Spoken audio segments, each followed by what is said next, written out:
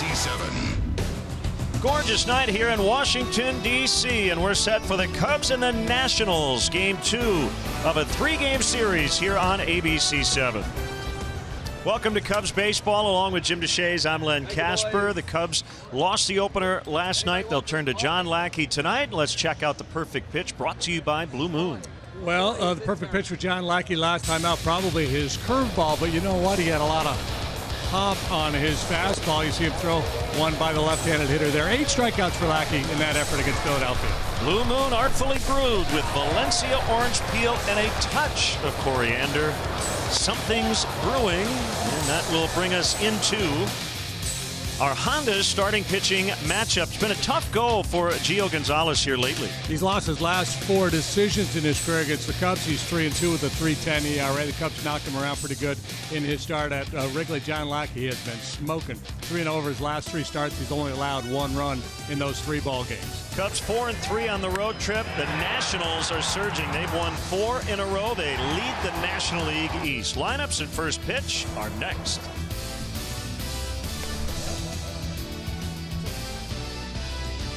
Chicago Cubs baseball on ABC7 is being brought to you by Mercedes-Benz, the best or nothing. By Keller Graduate School of Management, learn loud. By State Farm, talk to an agent today at 800 State Farm. By Honda, start something special with a great deal on a Honda, now at your Honda dealer. And by Southwest, transparency, low fares, nothing to hide.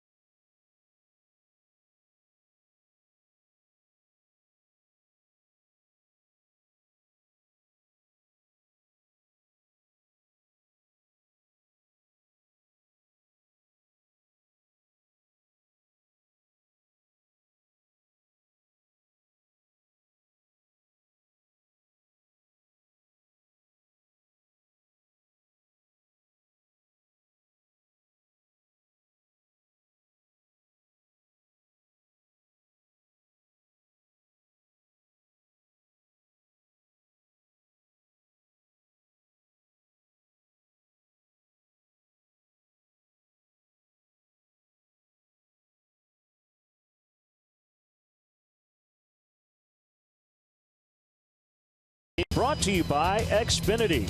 Xfinity X1 will change the way you experience TV. By your Chicago and Northwest Indiana Hyundai dealers. Visit buyhyundai.com. By Lakeside Bank, celebrating 50 years of financial strength. Lakeside Bank, it's about time.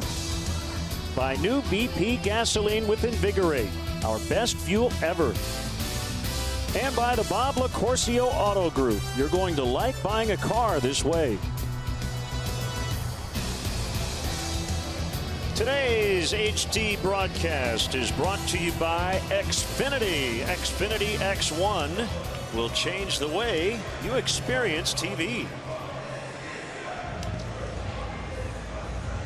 Let's check out JD's Mercedes-Benz keys to the game. Hey, let's do a big night for Fowler. Well, Dexter has been in a pretty good funk for a while here, hitting $188 over the last 2 weeks, 3 out of his last 26. That's the bad news. The good news, he's been really good against Gio Gonzalez, tonight's starter. He's 8 out of 17 against him. That's a .471 batting average.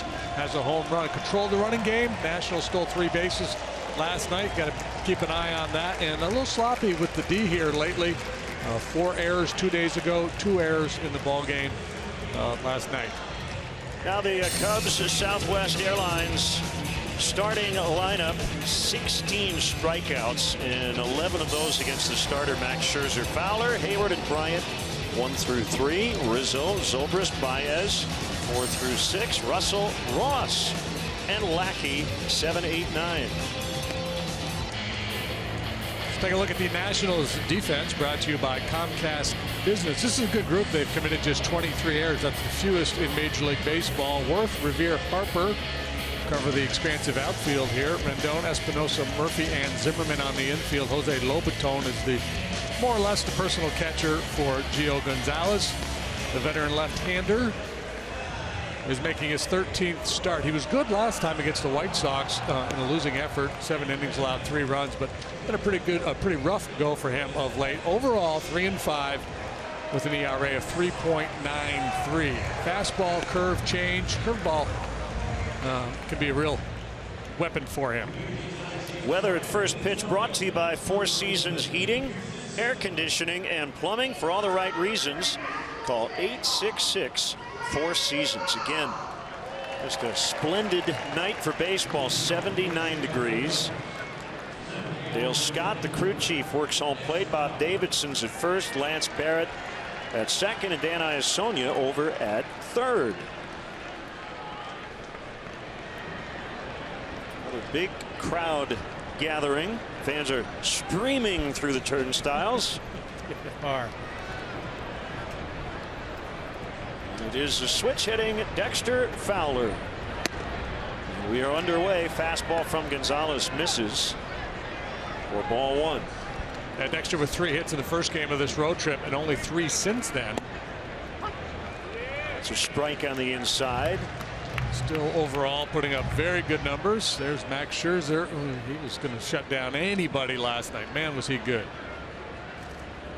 He was perfect into the 6th inning. He struck out 9 of the first 10 he faced.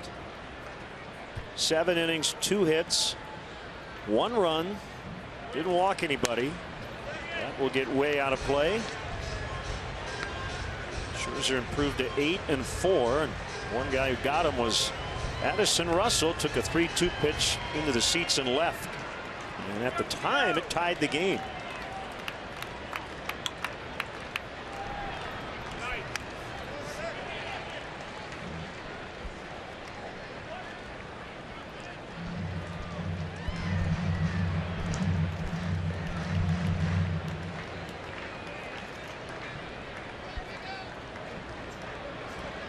Another 2-2. Curveball is rolled into right. Took the Cubs into the 6th before their first hit last night, but 1 batter in. They are on the hit board. Time for the Keller Graduate School of Management leaders of the game. The Cubs really got to Scherzer in his start at Wrigley Field. They had 4 home runs off of him. It was Mad Max out there last night, man. From the first pitch of the game, he was dialed in. Explosive stuff, and really overmatched the Cub hitters. And that's what he's capable of. He struck out 20 in a ball game earlier this year. Had a couple of no-hitters last season. I guess the one surprise is that he only ended up with 11 strikeouts. Looked like he was on his way to 15 or 16.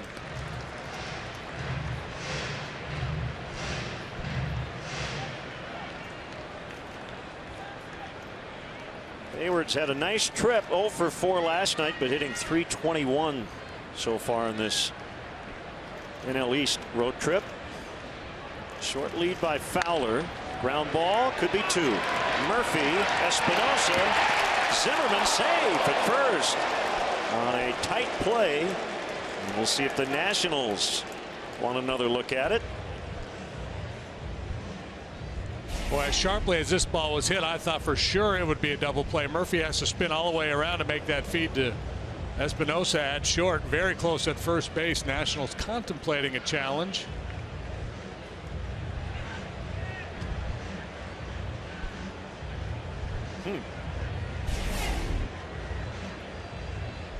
Dusty's still waiting. As I think Chris Spire is on the phone with the video room.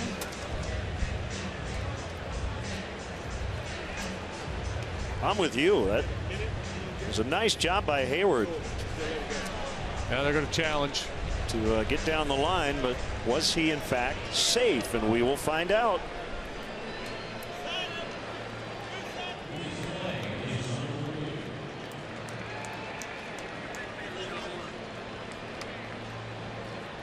And this manager's challenge is brought to you by Subaru. Love, it's what makes a Subaru a Subaru.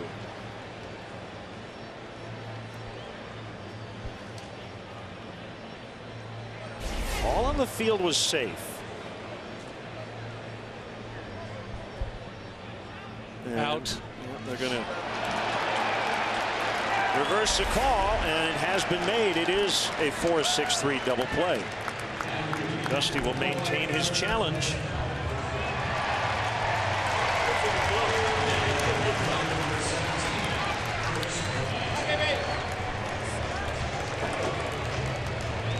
Base is empty, and it'll bring up Chris Bryant.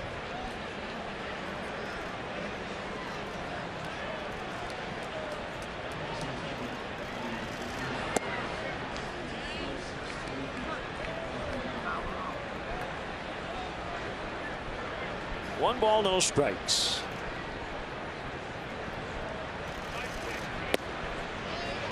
Changeup missed. Gonzalez is from South Florida. Born in Hialeah, that's in the Miami area. They have a racetrack there. Yeah. Horse race, yeah.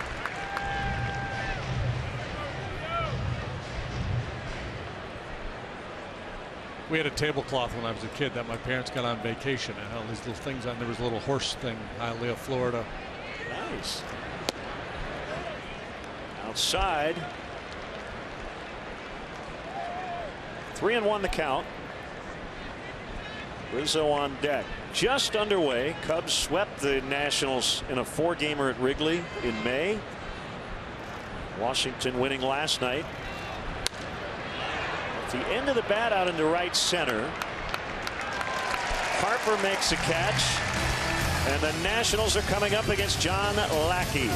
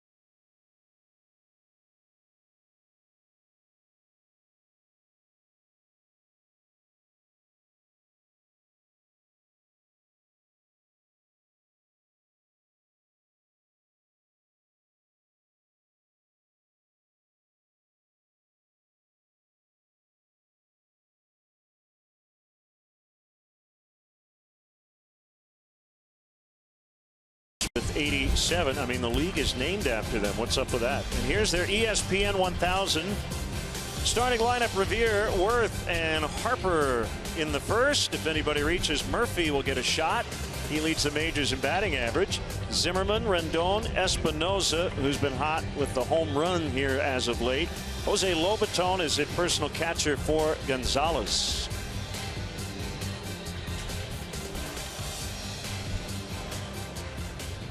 Big John Lackey is taking the mound for the as a starting pitcher for the 400th time in his career. Only 2 other active pitchers have done that: Bartolo Colon, CC Sabathia. A strike called on Ben Revere. 2 hits, reached on an error, stole 2 bases last night. Fouls out of play, 0-2. I thought the sequence in his last start with Odubel Herrera summed up John Lackey's season to this point, and maybe his career. They were not quite in sync. I think Herrera stepped out after Lackey waited a little longer to get the signs. John kind of stared him down. They had a moment, and then Herrera was done. Flailed at a couple of pitches, struck out. You could tell that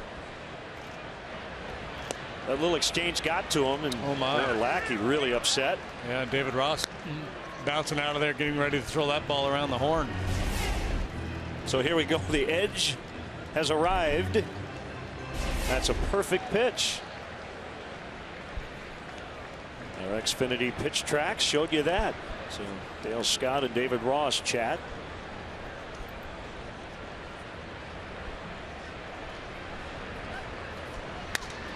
Two softly lined and picked by Addison Russell. Let's check in with the Cubs defensively here. It's brought to you by Chevrolet.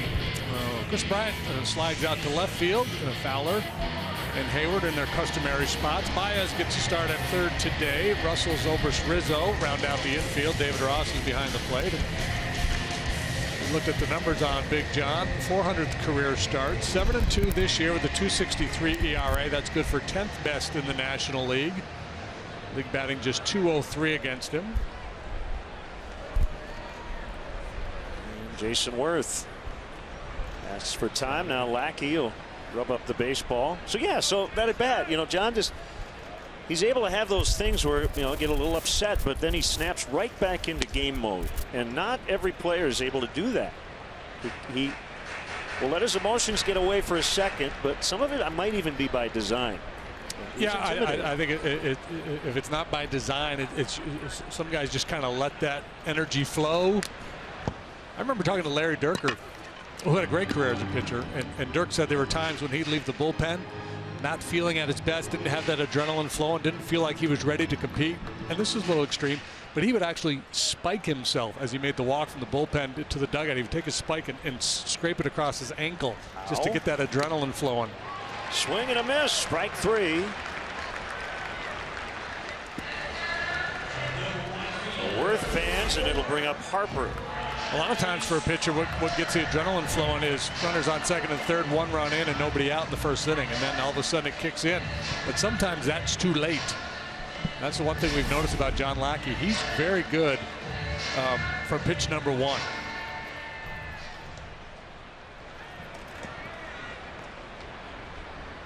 Harper 1 out of 5 last night, and in the air left field, Bryant with a dive and a catch. So the 2 kids from Las Vegas each retiring each other as Bryant flied to right in the top of the first, and then Bryant leaves his feet to get Harper in the bottom of the first.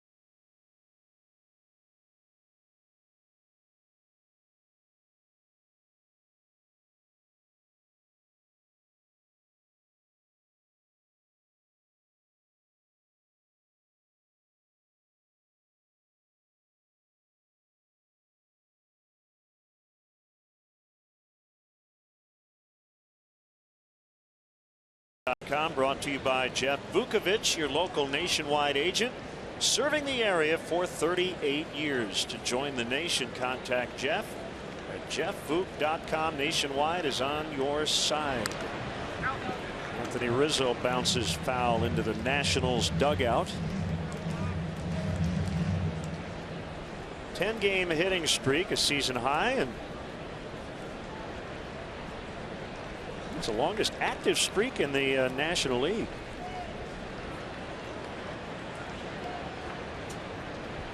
Doubled into a left center in the ball game last night. One of the Cubs' 2 hits. He's not had success against Gio Gonzalez. Anthony just 2 out of 17 against him. Tough on lefties. They're batting just .204 against him. He has not allowed a home run to a left-handed batter this year. Works from the third base side of the rubber, and then kind of throws across his body. Has that sweeping breaking ball.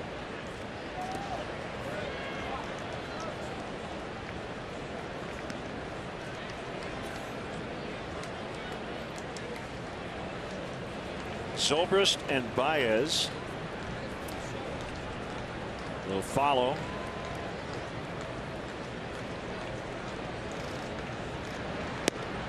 Called strike 3 on the curve. Cubs are the hottest ticket in town, so let's go. Your best option for future games is Monday through Thursday. Very limited availability on weekends throughout the summer months. Don't wait. Plan now. Visit Cubs.com. It's a capital idea. That wasn't on the read. I threw that in there myself. That's good. Yeah. Like you did with the hop on the Lackey fastball. Yeah. Zobrist 0 for 3 last night. So, Gomez Adams. Remember Gomez Adams, the Adams family? Yeah. It's a capital idea. Let's do that. My good man. It's good, yeah. 1-1. When's the last time you watched that show? It's been quite a while. I was going to say.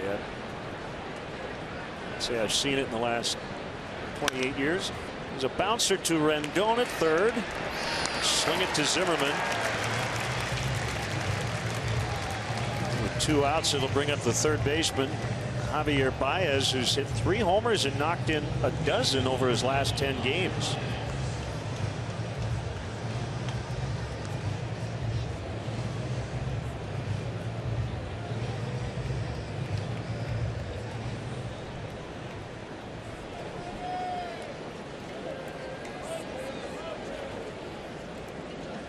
Javier still just 23 years old.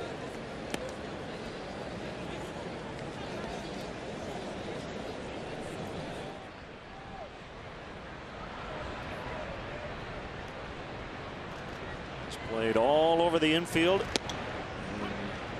left field as well. Most of his action is coming third.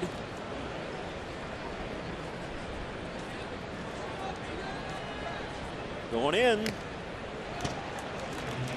fouled it back.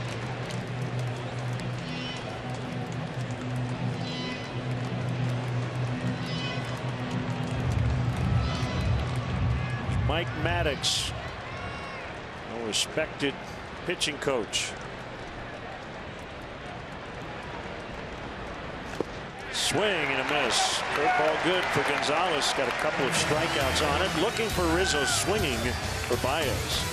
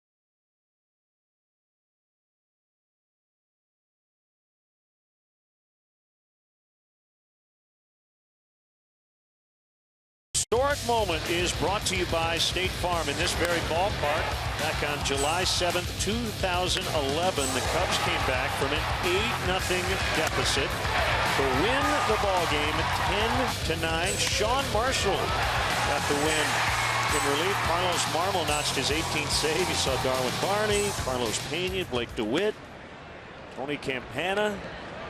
It wasn't that long ago. Only 5 seasons ago.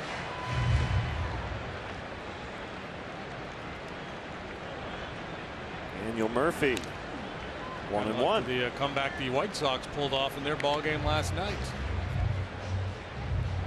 You are correct. They were down 7-0 early and won 10-9 in 12 innings.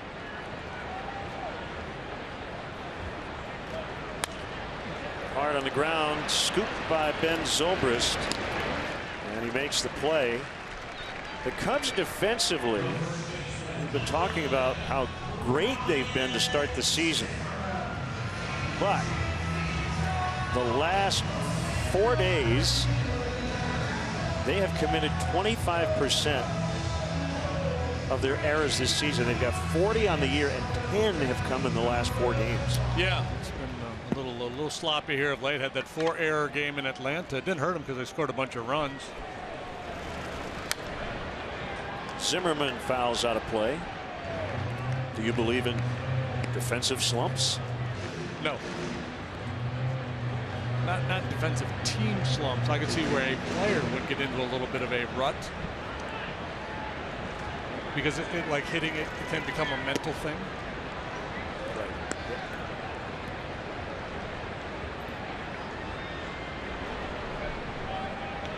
Zimmerman stands about as far off the plate as about any hitter around.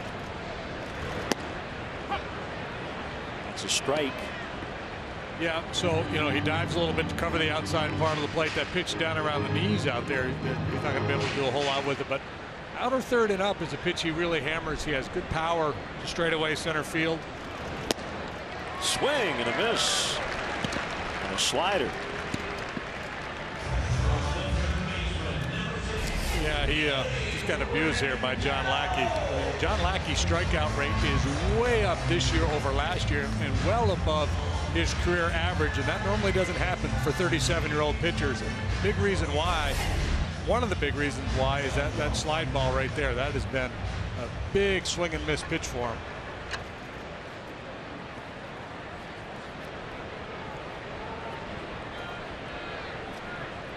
Two outs. Here's the third baseman, Rondon. Fastball misses wide.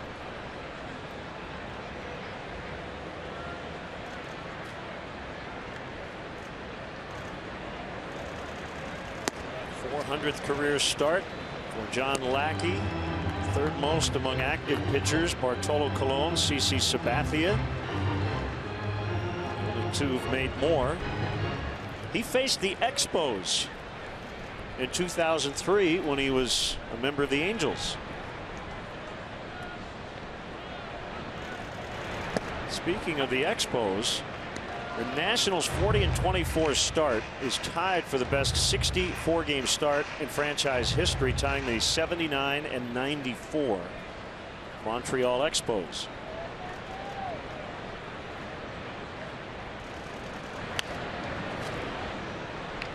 '94 Expos, that was that great team that their season was cut short due to the strike. Can you believe that? Work stoppage ultimately killed baseball. Took another decade before they left Montreal, but that kind of killed the franchise.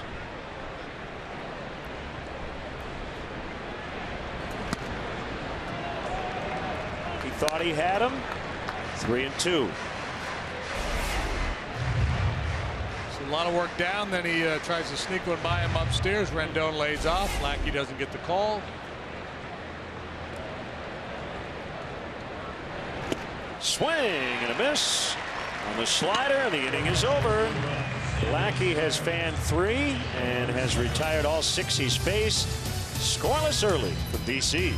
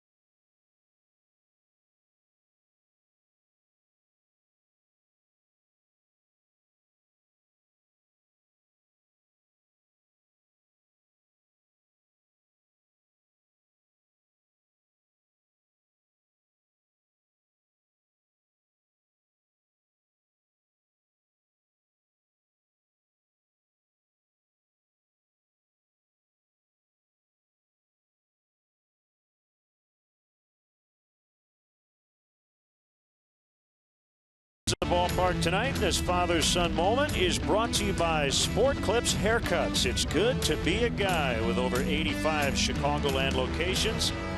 Find yours at sportclips.com. Addison Russell takes a fastball down the middle. So it's been the big inning. Gio Gonzalez, over his last 4 starts, all losses, has had an inning in which he's allowed at least 3 runs. So lately, when it's gone downhill, it has continued to plummet for him.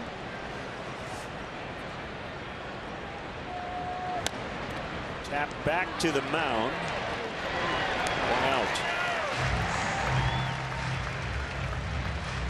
Addison grounds out here, but last night gave Max Scherzer the best at bat Cubs saw last night.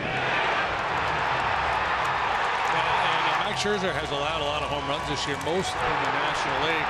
That's been the one kind of knock on him this year. Good lengthy at bat by Russell. Got a slider up in the zone on 3-2.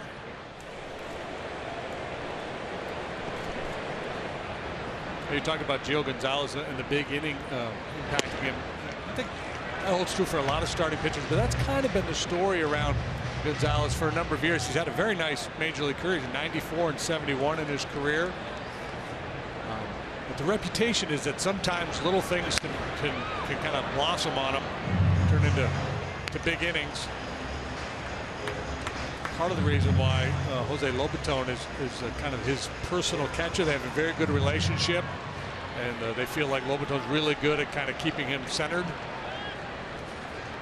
2 to Ross. And we'll try it once again.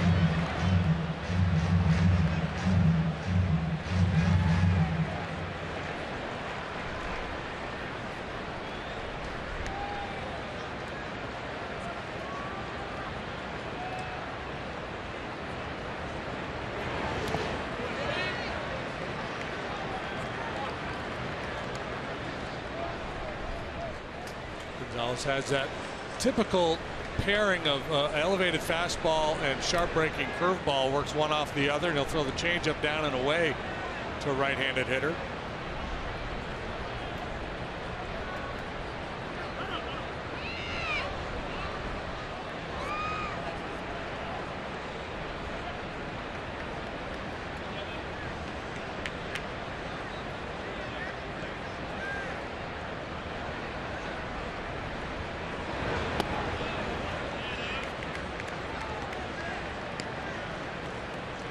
Tomorrow's starter, the 10-0 Steven Strasburg, and charting. It's something this Nationals staff does. That's old school. I think he's got a magnadoodle. Just drawing pictures, probably playing Pictionary with his teammates, or Hangman or something.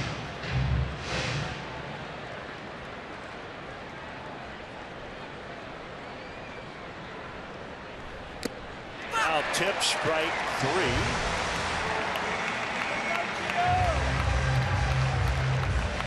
Let's take a look at how John Lackey's been painting the corners. Brought to you by Benjamin Moore. Paint like no other. There's that sweeping breaking ball, and you got the Zimmerman and Rendon.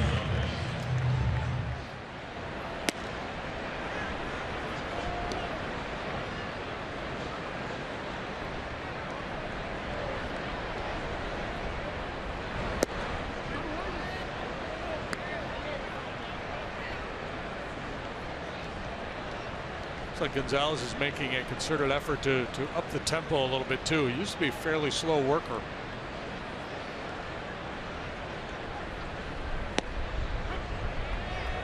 He was in take mode, 2-0, and Gonzalez gets a borderline call, 2-1.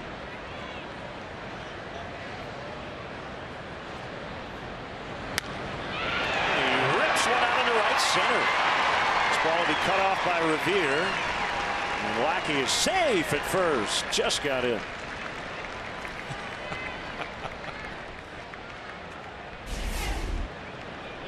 That's a good hack. A little two-seamer running away from him.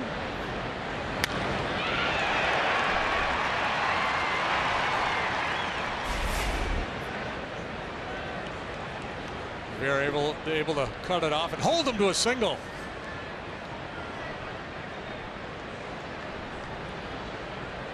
John Lester looks impressed.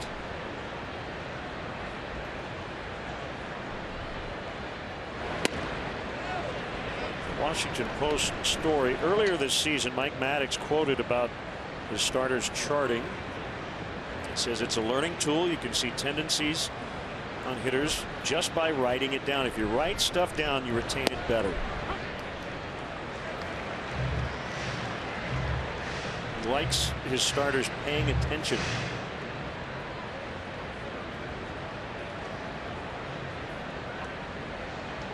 I guess. Well, I guess the question would be, if you go back to when a lot of starters charted, how trustworthy were those reports? I never got anything out of it. When we charted it, basically the idea was so the team could collect data.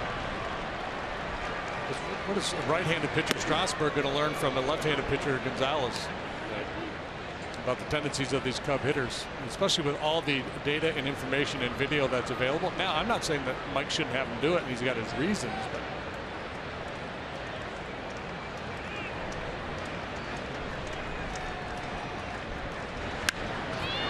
pulled to left.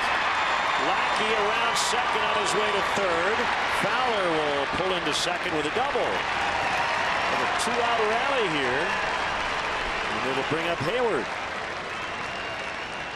We mentioned in our Mercedes keys to the game that it could be a big night for Fowler. He came in with good numbers against Gio Gonzalez in a fairly sizable sample.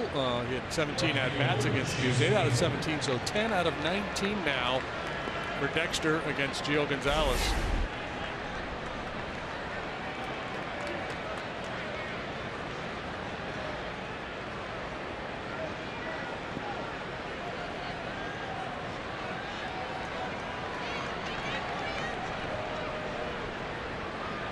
Second and third.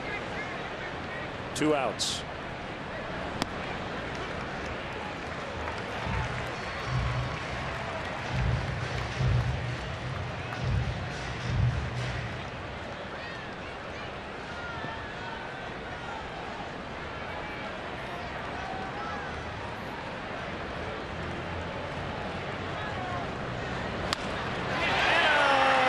Base hit. Down in front of Harper, 1 run in. Fowler scores. Hayward to second, 2-0. Didn't know that ball might hold up for Harper. Well placed by Jason Hayward. So Lackey keeping the inning alive. Sets up Fowler's double, and then the RBI hit by Hayward. Yeah, Gio Gonzalez, after 2 quick outs, had the pitcher up there, probably mentally putting himself in the dugout, but not so fast. Single, double, and a 2 RBI single off the bat of Jason Hayward. Off a tough lefty. That's a very nice swing of the bat. And with those first runs for the Cubs, Chicagoland's own E-Click Lending will donate $100 to the Pat Tillman Foundation, supporting military veterans and their families.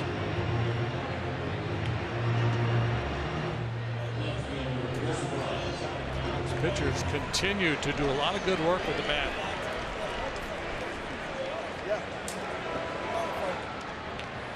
So the Cubs have their first lead of the series. Here's Bryant.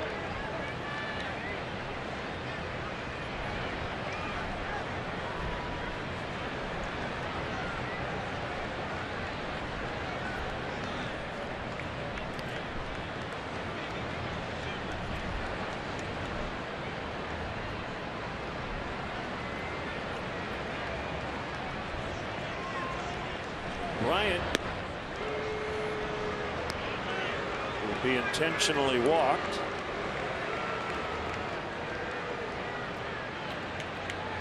Curious what Tanner Roark thinks of it. Kidding, I'm kidding. It's not very competitive, Dusty.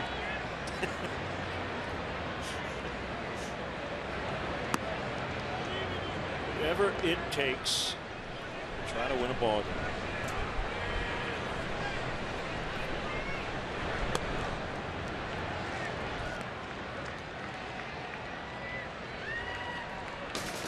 Check out our Hooters hot play of the game, brought to you by your Chicagoland Hooters, the original wing joint. Here's your slugging third baseman / left fielder making a spectacular play, taking away extra bases from Bryce Harper.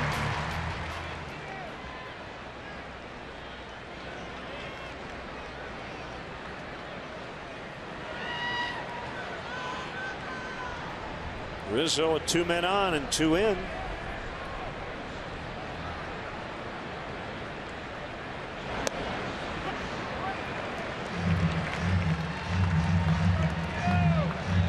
Referenced it earlier. Rizzo really struggling against Gonzalez. And just 194 overall against left-handed pitching this year.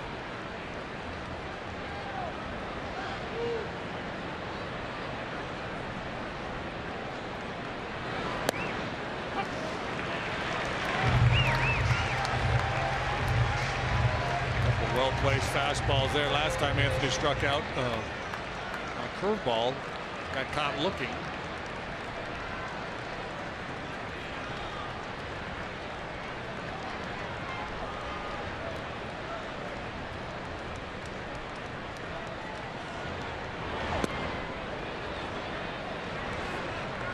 One and two.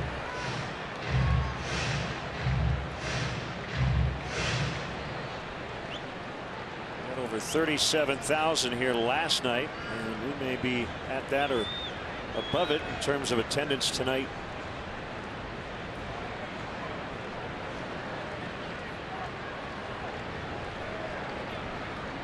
On pause before the pitch. 2-2. Beautiful night for baseball here in the nation's capital. Can you see us waving? In your right corner up there, way up top. Way up, way up.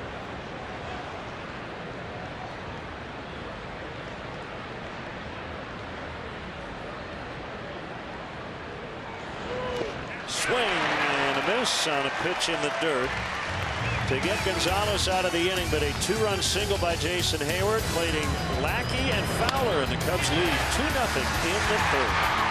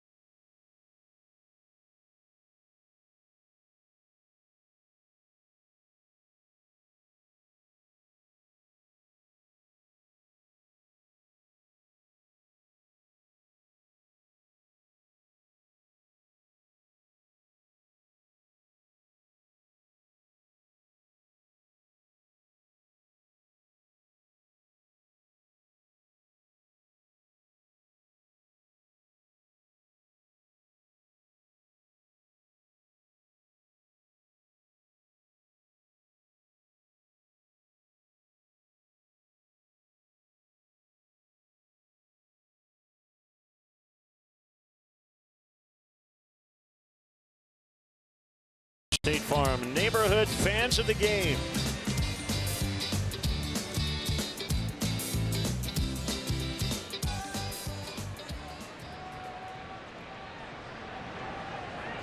Two nothing Cubs lead. Danny Espinosa against John Lackey, and a first pitch strike. Espinosa's been on a nice run here lately. 8 home runs his last 16 ball games. About a quarter of his hits this year have been long balls. And he bunts, and Lackey will not make a throw. First hit for the Nationals. Leadoff bunt single by Espinosa. Playing the long game lately. Here he plays a little small ball. Well placed drag bunt. Just a little bit of hesitation here on the part of John Lackey. I think he thought David was going to make the play, but that was a heck of a bunt. I don't know that anybody was going to make a play on that ball.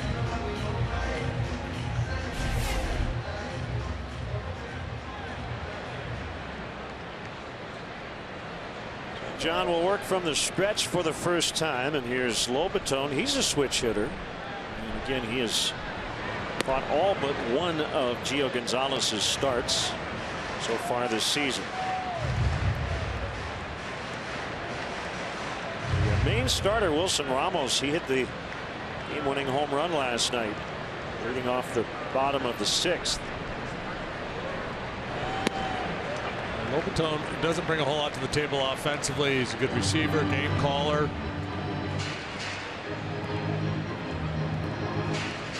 Ramos probably going to be an all-star this year. Lobaton played for Joe Madden, Tampa Bay.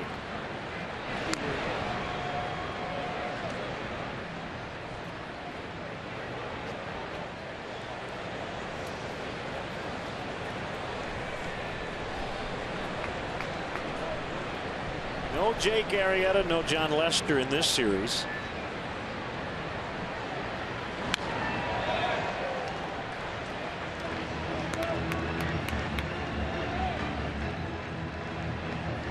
There will be no Garrett Cole in the Cubs series, although he wasn't scheduled to pitch this weekend anyway. His next start was supposed to be Thursday. He's going to the disabled list. A triceps issue.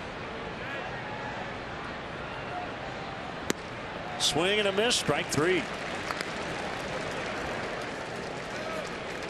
Take a look at our Keller Graduate School of Management statistic of the game. Last 5 pitchers 37 and older, and John's one of those. Better than a strikeout per inning pitch. That's a pretty impressive company for Big Lack Daddy. Roger Clemens, and then the big unit 3 times accomplishing that feat. And previously to all those seasons, Nolan Ryan is the other guy to do it. Gonzalez bats right-handed. He is a left-handed thrower, and he just got hit by a pitch on the right hand, it looks like, or wrist. Yeah, the Cubs are going to take a look at the video because they think perhaps that Gonzalez tried to bunt at this ball, or at least did not pull the bat back. He was out there in a bunting position. It looked like he was okay. Joe is talking with Dale Scott, home plate umpire and the crew chief. Cubs got good work done, starting with John Lackey's base hit, bottom of the order here, hit by pitch. And the Nationals set up shop, first and second, 1 out. Take a look one more time. Man, that is scary. Coming right at his grill.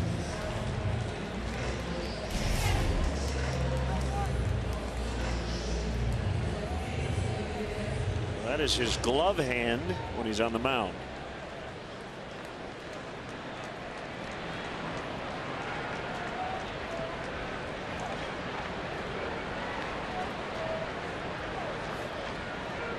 Revere lined out in the first. A reminder, this copyrighted telecast is presented by authority of the Chicago Cubs and may not be reproduced or retransmitted in any form. Plus, the accounts and descriptions of this game may not be disseminated without the express written consent of the Chicago Cubs. Base hit, Revere. Bases loaded for Jason Worth.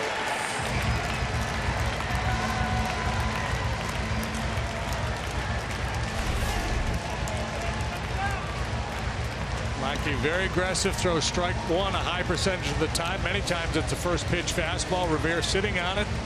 Punches it to left.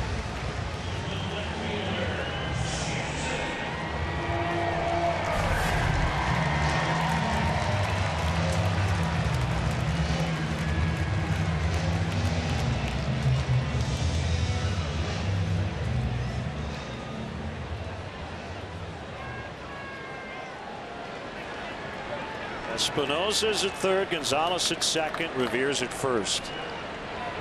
Swing and a miss. In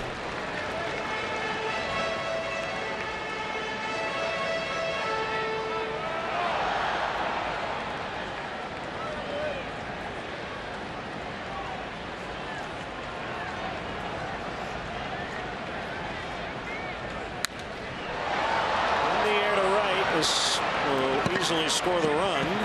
Oh, Hayward giving himself a chance, and it'll be cut off by Rizzo. Throw to second. Gonzalez gets back safely.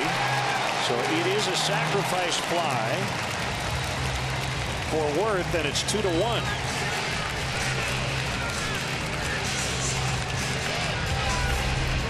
See Jason Hayward. A good running start into that catch on that high fly ball. Just a little bit offline. Espinosa was going to beat it anyway, so good idea to cut it there by Rizzo.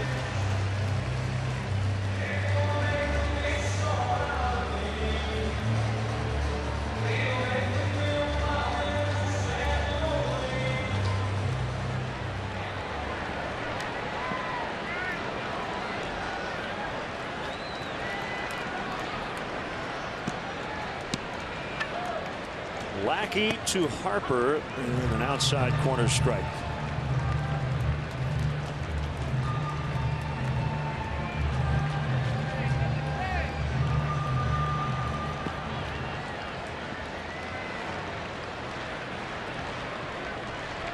Last year's National League MVP, Bryce Harper.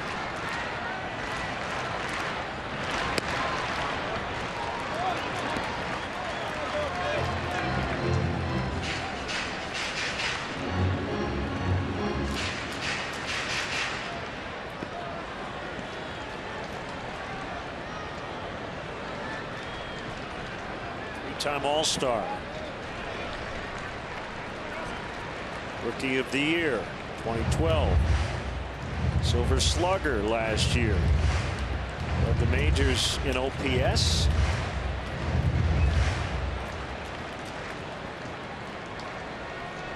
Led the National League in runs and homers.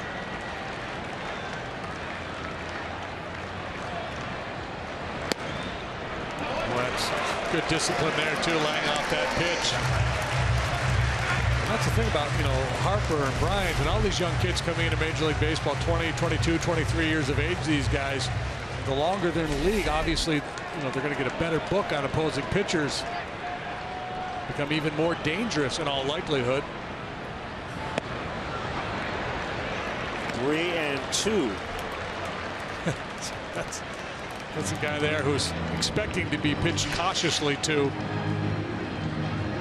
Taking a channeled 3-1 fastball. Harper last year winning the MVP, 22 years old, the youngest unanimous NL MVP ever. First member of this franchise to win that award. That includes the Expos years. First Washington Major League player ever to win it, and that includes both old Senators franchises. So yeah, he made history.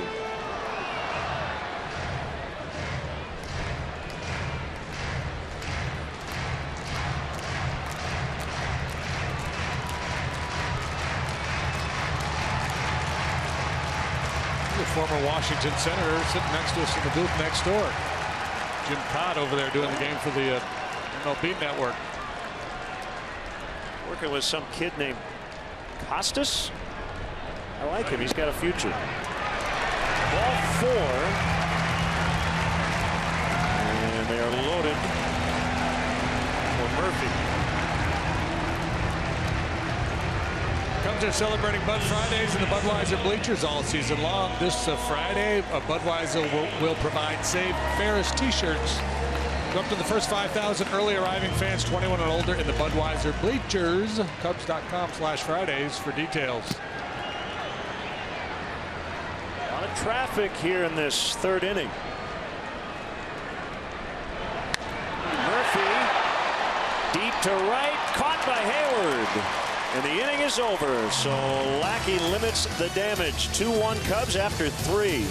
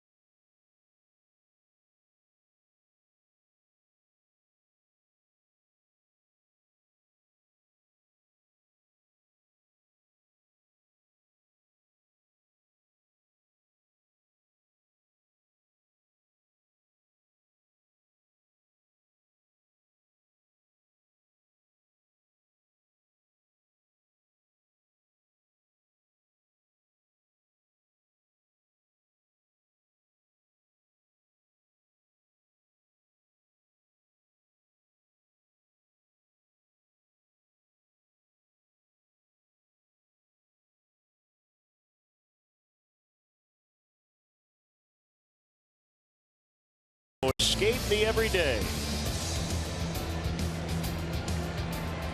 Time for the Keller Graduate School of Management League leaders. Best record versus left-handed pitchers this year. Cubs are 13-5, a .722 winning percentage against southpaws. A .786 on-base plus slugging against left-handed pitching. That's the third best in the National League.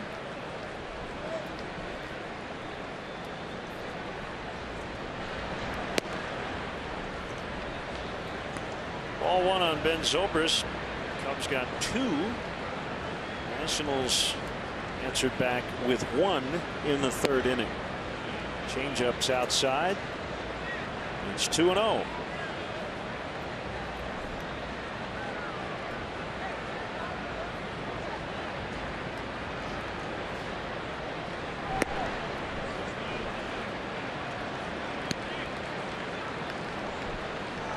And swing from the right side has not looked very good of late. He's in the catbird seat, 3-0, taking all the way here, no doubt.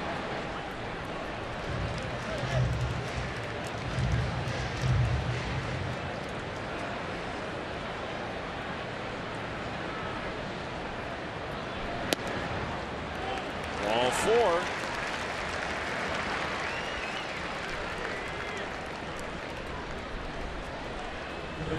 Grab your cowboy hats and boots for John and Farrah Lester's Never Quit Goes Country fundraiser at Joe's Bar on Wheat Street, Wednesday, July 6th. Join John and Farrah Lester, Cubs players and coaches, for a night of country music, interactive carnival games, food, and much more country fun. Tickets on sale now at Cubs.com/NVRQT. Never quit.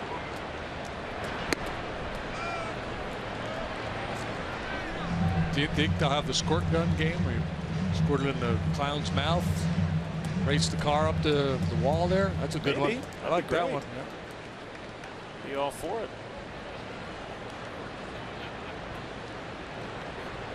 about put Big John in one of those dunking booths? That'd be good.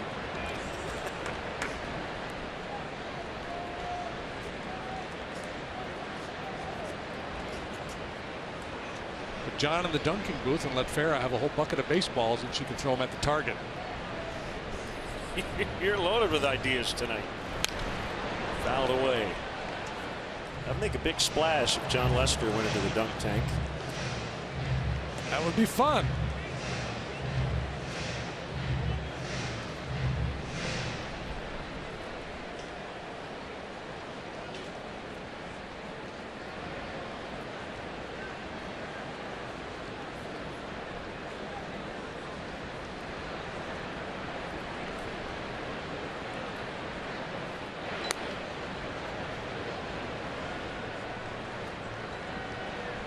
About Lobatone's strength as a catcher earlier, game calling, receiving, he gets high marks for those.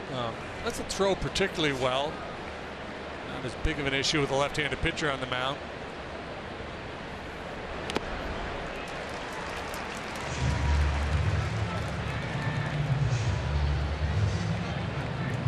Ramos, the other guy, he's kind of the opposite. He's a good offensive player.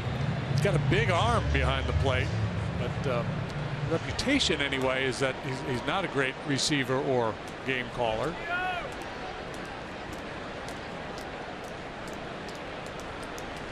League average caught stealing for catchers is closer to 30%. Dribbled back to the pitcher, and Gonzalez didn't even think about second.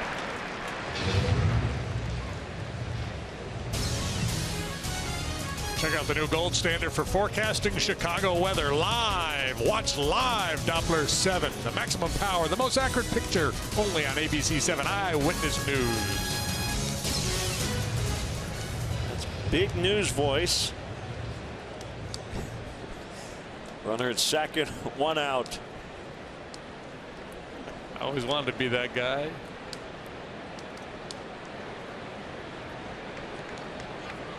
Batter is Addison Russell. Zobrist and Murphy saying JD's pretty good. It was fun.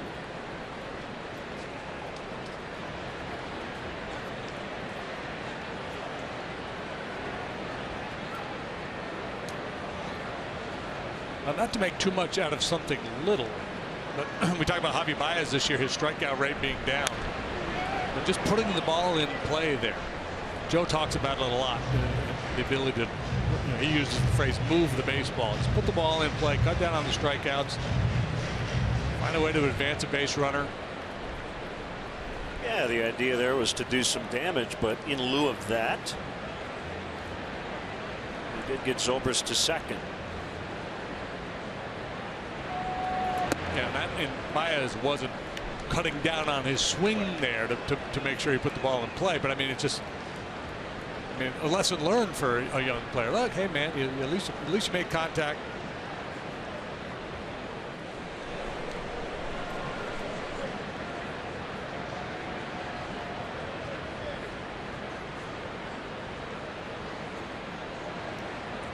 There it is.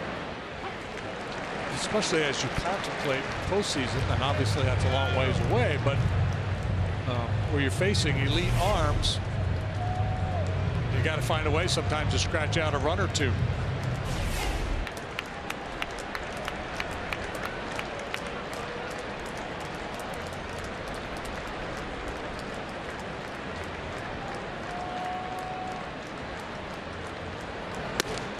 Count 2-2. Keep in mind for later on, Cubs hope there is not a safe situation for the Nationals tonight, but Jonathan Papelbon went to the disabled list for the first time in his major league career. Right intercostal strain. That's a side issue. He was sitting in the dugout last night as Sean Kelly got the save to finish off the Cubs. Matt Belisle, missing 45 games with a right calf strain, and has been activated from the DL.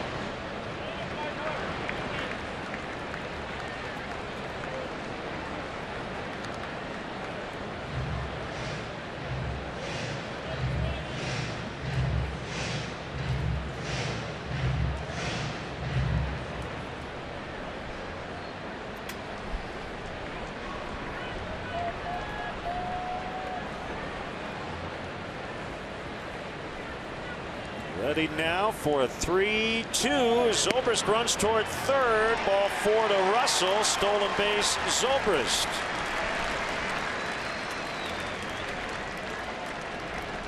Cub fans, 5 Cubs are leading the All-Star game voting, including the entire infield. Let's keep it going. Vote early, vote often, vote now at Cubs.com/vote. You can vote up to 5 times a day, up to 35 times total.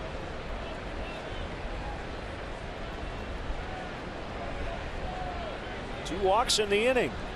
And Ross will bat with runners at first and third. Yeah, and Zobrist with that steal of third gets there with just a 1 out in the inning. Big chance here for David Ross with Lackey on deck. A bunt, and it's foul. It's the default play here for not just the Cubs, but many teams around baseball. First and third, 1 out. A safety squeeze, especially as you work your way down towards the bottom of the order.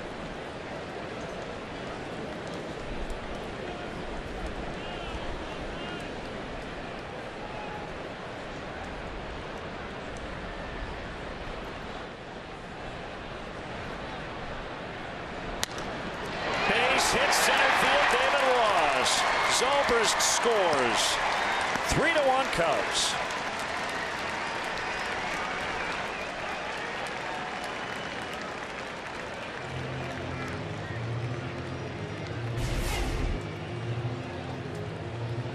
David's done a lot of good work against left-handed pitching this year. Up over 300 in terms of the batting average against southpaws. Good solid single right back through the middle.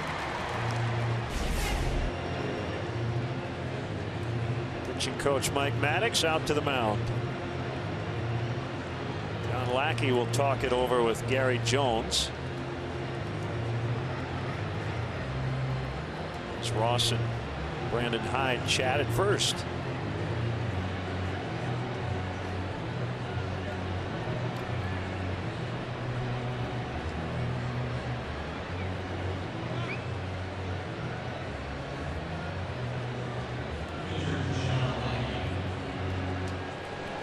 Hey. What do you tell him? Said let's go ahead and bunt here. Stay out of the double play. Let's get a bunt down. Give Fowler a chance. He's already got 2 knocks. He owns this guy. He said all that? Yep. The first part was when he tapped his wrist. That was the first sentence. Called strike.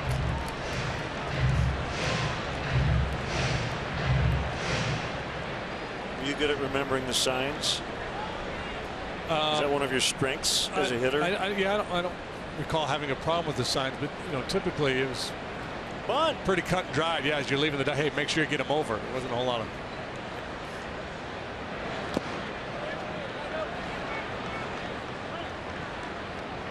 It's basically you're bunting in sacrifice situations until we tell you otherwise, and then if they're overly aggressive pitching in the corners, you have the freedom to do a little slug bunt, pull the bat back and try to slash it through. Until that didn't work a couple times, then say, you know what, let's just go ahead and bunt here.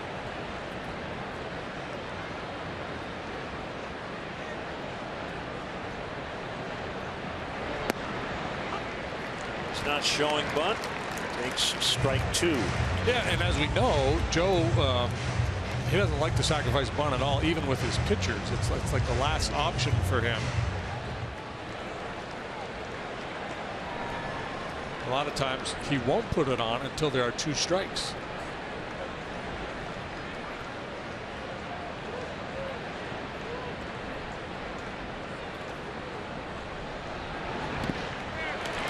Lackey strikes out. Let's take a gander at the Ford upcoming schedule for the Cubs. One more here late in the afternoon tomorrow. Off day Thursday back home to welcome in the Pirates. That'll be a very PC series. Day game Friday, night game Saturday, night game Sunday. Pirates are scuffling a little bit these days. They've dropped 5 in a row. fallen 3 games behind the Cardinals. Heck, they're just 2.5 games better than the Brewers.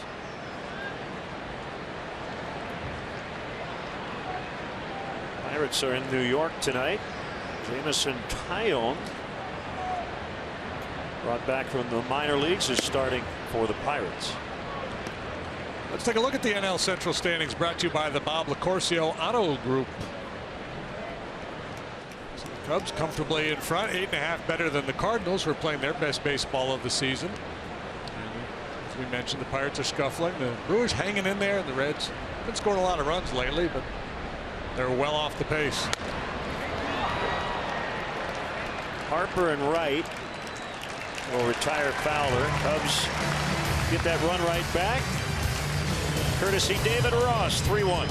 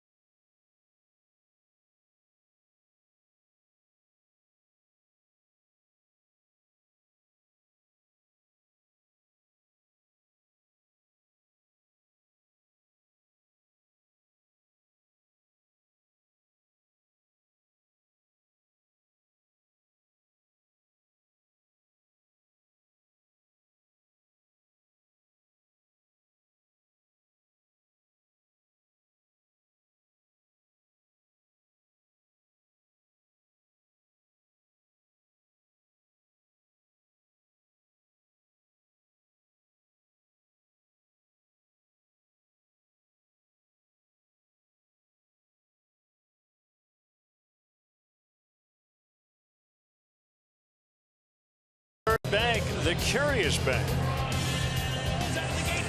Time now for the Dunkin' Donuts Fun Cam. They have a president's race here that they do every night.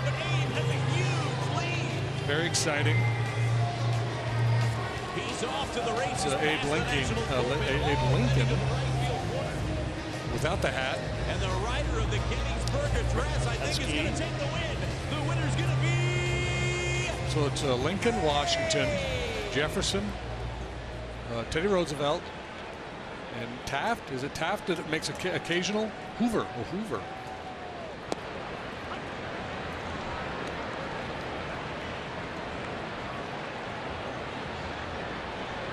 It's Ryan Zimmerman.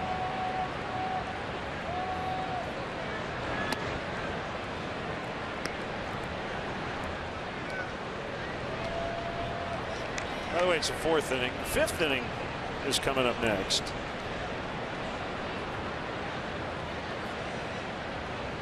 Not to confuse you.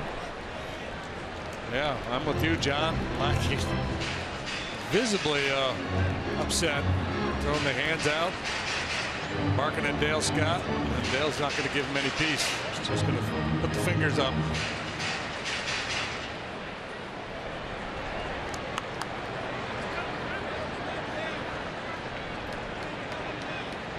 He's saying that's down the middle.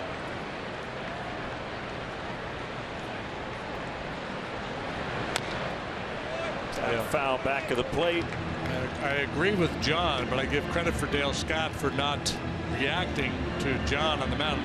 Most umpires are not going to put up with a pitcher standing on the mound holding his hands out to his side, saying, you know, it's one thing to kind of look in, do a double take, but when you're that demonstrative, most umpires are going to jump on you. I'm guessing Dale knows he missed a call, and that's why he did not react.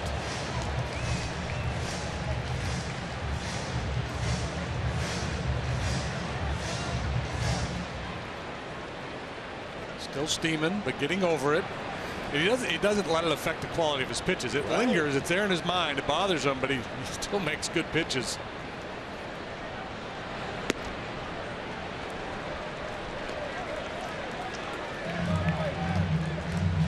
Full count.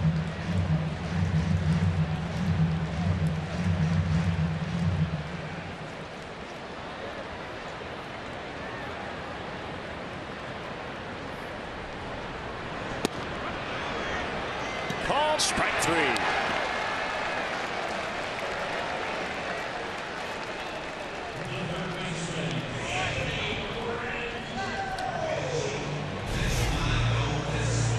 Good execution there. Took a shot away, didn't get it, came back to the inside part of the plate, clipped the inside corner. Zimmerman didn't like it, but it looked like a good pitch. His pitching staff has got Ryan Zimmerman twisted up in knots. Strike called on Rondon.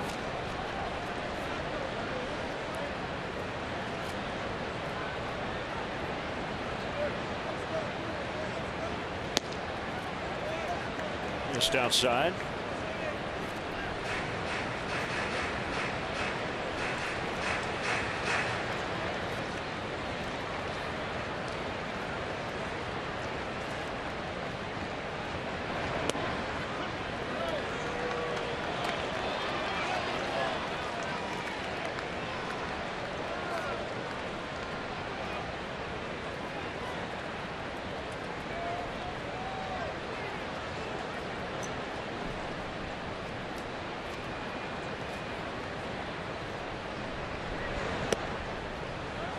Two and two.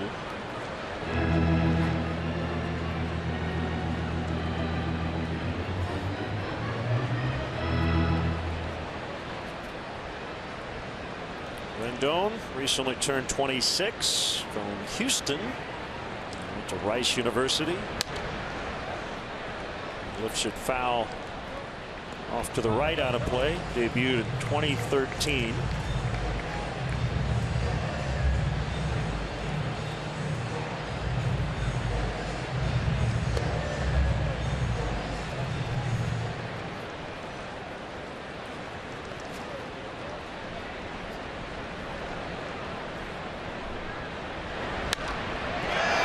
Drives it into deep center. Fowler tracking and catching.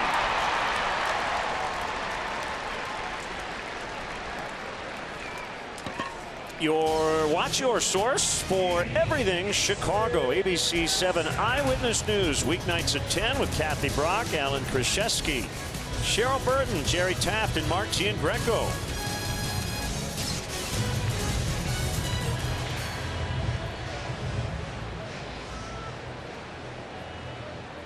Two outs. Here's Espinosa. Bunt single to lead off the third and later scored on the Worth sac fly. Fly ball center field again. This is Fowler. And the Nationals done in the fourth. The fifth inning is next. 3-1 Cubs.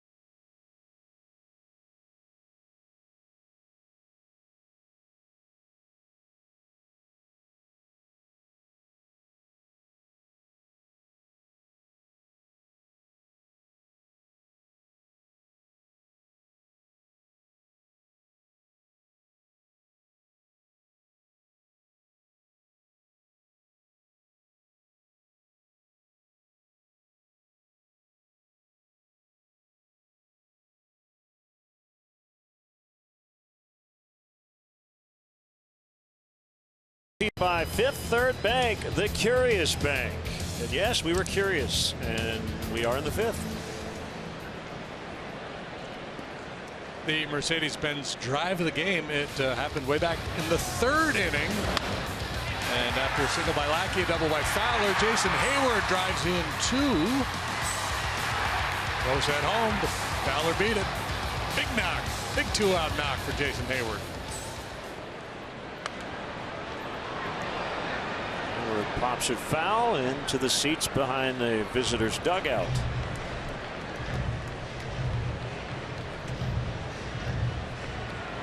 So Gio Gonzalez, just a little breakdown on him. First time through the batting order, he yields a 182 batting average. Second time, 242.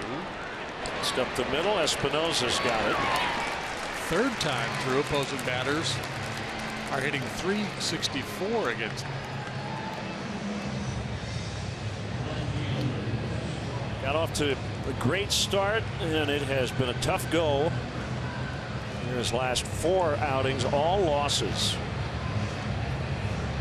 Ray Romano lookalike. Yeah. Run support a bit of an issue last time in Chicago against the Sox. He got beat 3-1. He struck out 10, his first 10 strikeout game of the year. Bryant bounces foul. But the previous 3 starts, not good at all. 6 innings, 5 runs, 4 2/3, 6 runs. And the one before that, 5 innings, 10 hits, 7 runs against the Metropolitan. So yeah, he'd been in a real bad stretch. Swing and a miss as he gave him a let up there at 83.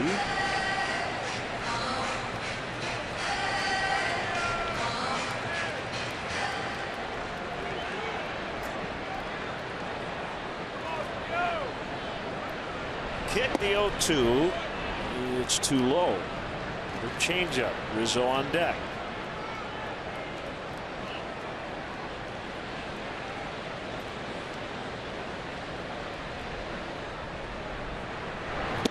Swing and a miss.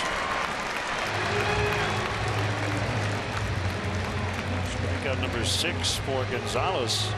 Take home a game used or autographed item and help benefit Cubs charities. Cubs Authentics is your premier outlet for all MLB authenticated Cubs memorabilia.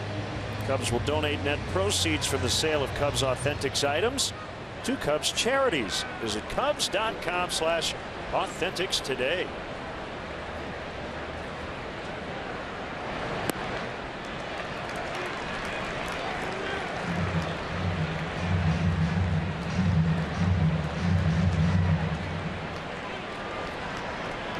Have now struck out 22 times in the first 2 games. Really a game and a half.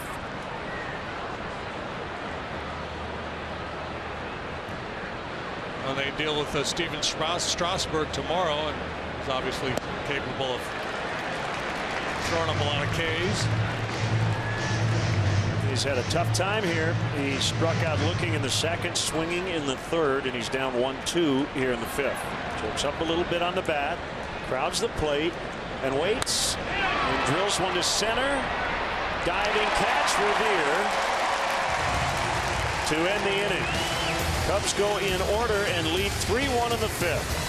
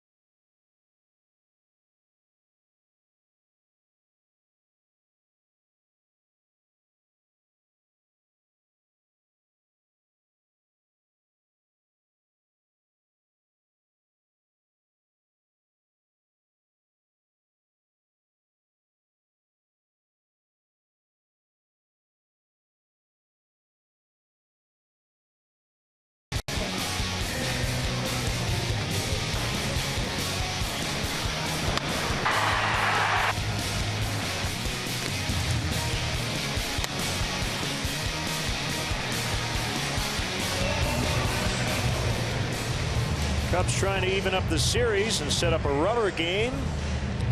1-2 of 3 in Philly. Did the same in Atlanta. Trying to repeat here in Washington. Cubs have won 6 consecutive series, 15 out of 20 so far. So Lobaton.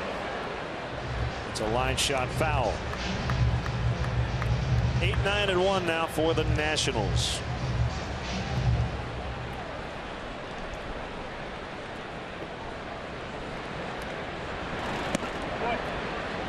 Couldn't get the low strike call. 1-1. 2 hits so far for the Nats. Bunt single Espinosa and then a single by Revere, both in the 3rd.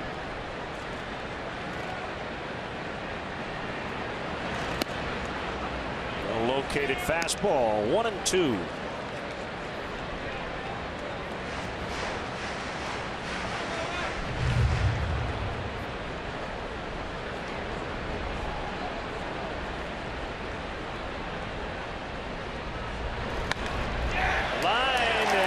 Hit.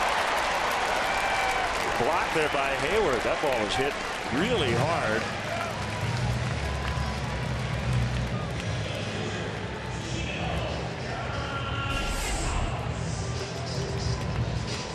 That curveball stays up. That allows Lobaton to get to it. Stumble there from Hayward as he went to field it. So sacrifice opportunity for Gonzalez here.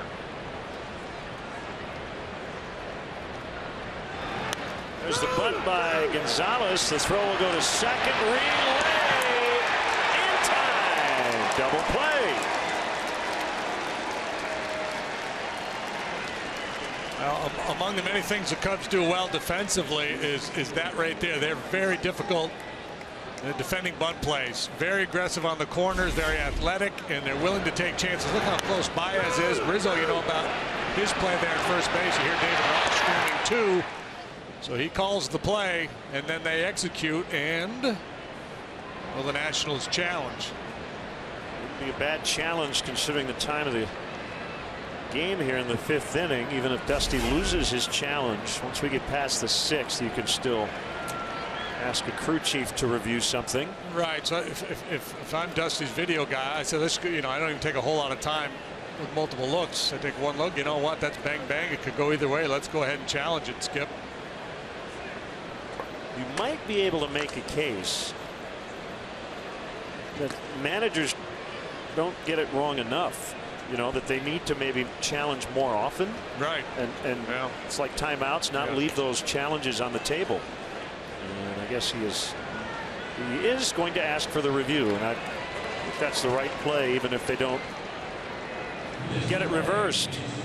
Yeah, and I think there has to, not that Dusty took a whole lot of time there, and manager's going to take as much time as he's allowed to take, but that might be the next step with this whole replay thing, creating some kind of a time frame where the manager has to make a quicker decision whether to challenge or not. Manager's Challenge is brought to you by Subaru. Love. It's what makes a Subaru a Subaru.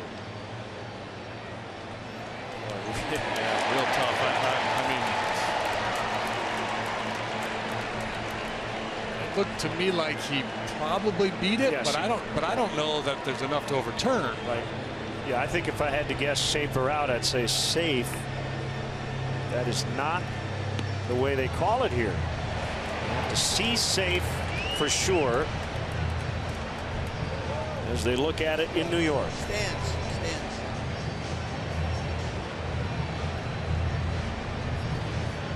Joe thinks Joe's the call call stands. stands. Yeah, he's weighing in.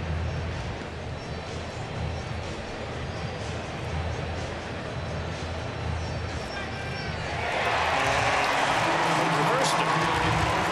So Dusty's 2 for 2. That means Bob Davidson's 0 for 2. Right.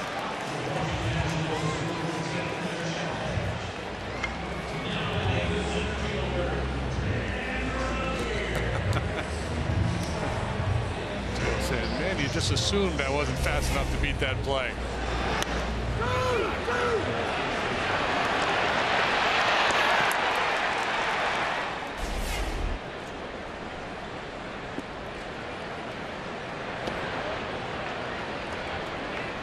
ball misses on Revere.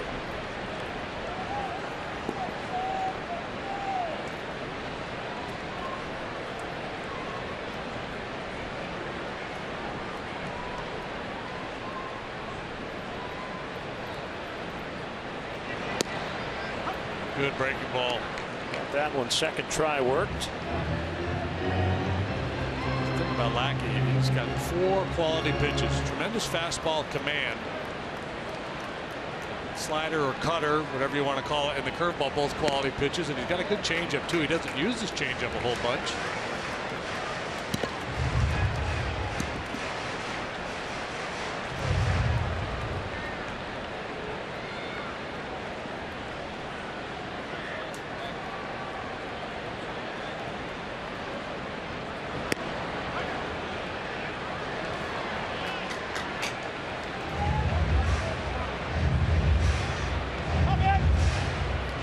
Two strikes.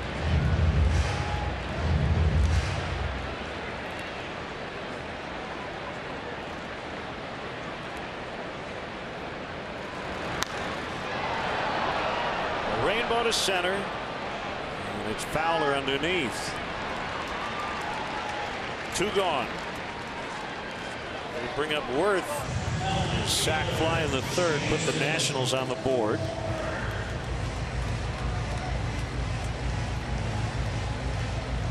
Final from earlier today in Toronto, the Blue Jays pounded the Phillies 11-3. Josh Donaldson hit a grand slam, knocked in 5. Edwin Encarnacion hit a 2-run homer. Obviously, we don't see the Blue Jays that much these days, but it seems like often we're mentioning a Bautista, Encarnacion, or Donaldson, or a combination of the 3 hitting a home run. Yeah, I think Encarnacion's hit one in 4 consecutive games, something like that. The Orioles. The Orioles, they just flat out mashing the ball. They've hit 31 home runs this month already.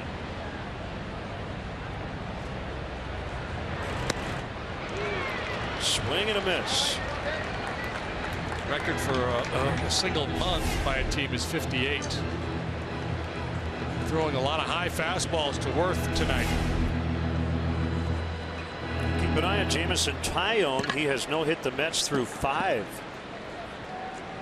Pittsburgh putting a couple on the board in the 6th, leading 2-zip. Jung Ho Kang with a 2-run homer.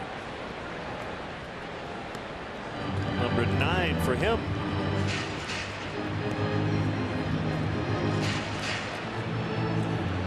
Tyone's from the Woodlands, Texas, where all the kids are above average. At least the ones with the last name Deshays. 1 and 2 to Worth. Here it is. Blown outside. Worth, strikeout victim first time, hit a high fastball for a sac fly to right. Driving the Nationals run back in the 3rd. Let's see if they go back upstairs with the heater here.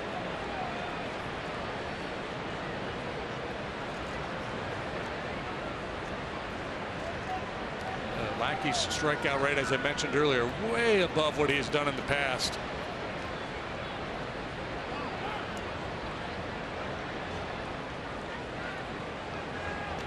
Coming into this start, he had struck out a little over 27% of the batters he'd faced, 8th best in the league.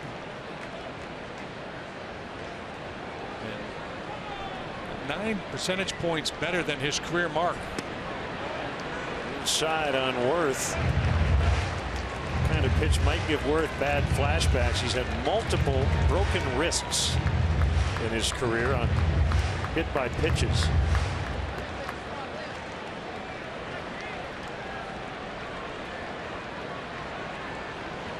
I mean, he only has 2 wrists, but I'm saying multiple breaks. Multiple breaks of wrists. And he takes ball 4. He has walked 3 times in the series. An ideal walk ahead of Harper and Murphy.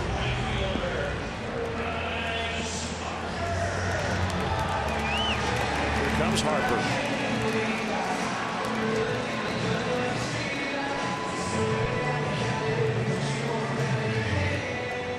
took a walk last time.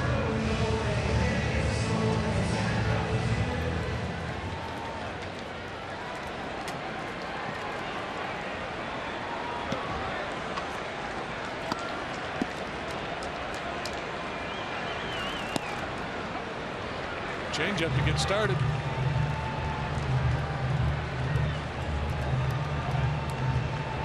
Harper has been getting on base, hitting for average lately, taking his walks. He has not been hitting for power of late.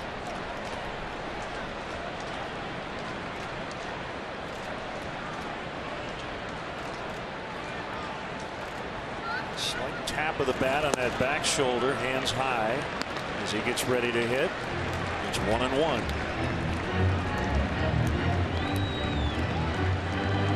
His last half dozen starts came in having allowed just 6 earned runs in 6 starts for a 1.30 ERA.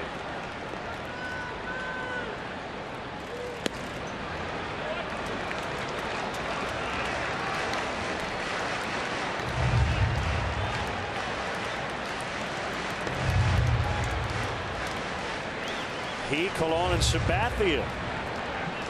Only 3 pitchers currently active with over 2,500 innings pitched. Fouled off. 2-2. World Series champ as a rookie with the Angels in 2002. Again with the Red Sox 11 years later. See where he ranks. Just behind Bumgarner and Kershaw since the start of May.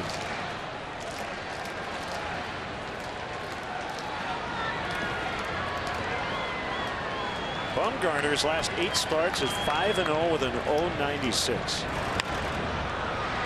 And you recall in spring training there were a lot of concerns about Bumgarner. He wasn't getting hit around, and yeah, people were like, is he hurt? The ball's not coming out of his hand. I think the answer is it was spring training. Now, he did not look very good against the Cubs when we saw him in late March, but it didn't matter.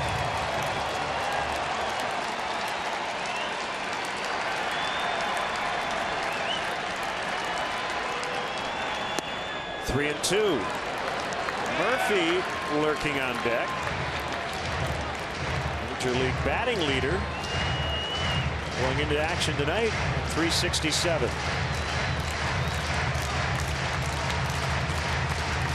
Murphy's 0 for 2 tonight, but he's hit the ball sharply both times.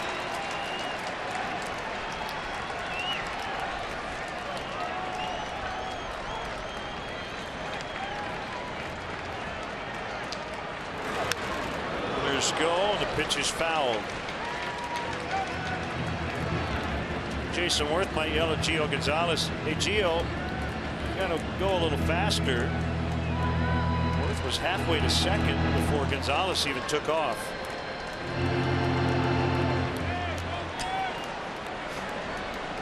Worth represents a tying run. Let's make sure he can score on a 2-base hit here.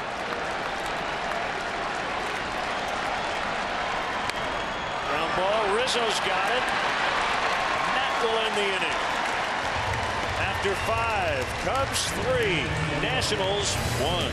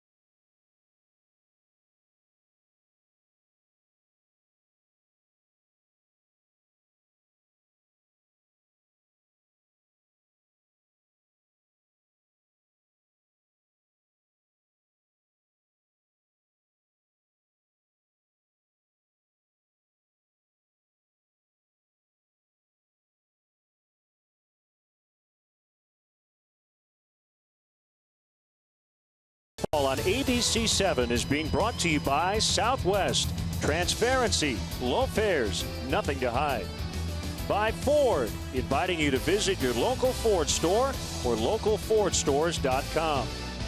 By Insure on the Spot. Get your free 2-minute quote today at insureonthespot.com. By Volkswagen. And by Jimmy John's. Order Jimmy John's sandwich delivery today. Jimmy John's Freaky Fresh, Freaky Fast. Here's Ben Zobrist. Cubs lead 3-1. Good time for an ambush right here. Something with a hook.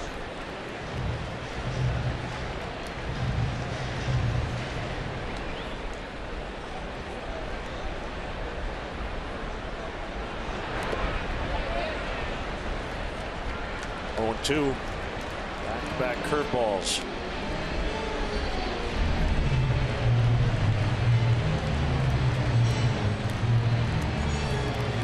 Zobrist walked to start the fourth. Stole a base, scored on the Ross RBI hit, but he strikes out here to begin the sixth.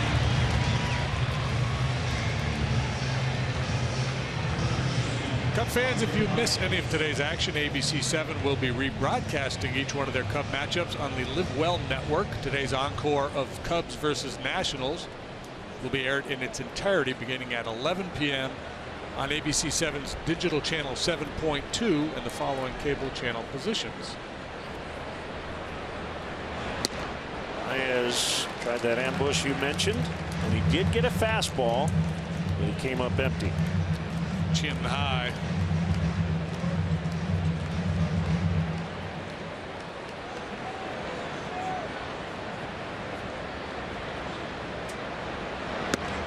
As opposed to Chin Ho, who is Steve McGarrett's right-hand man, or one of them. Back on Hawaii 5-0.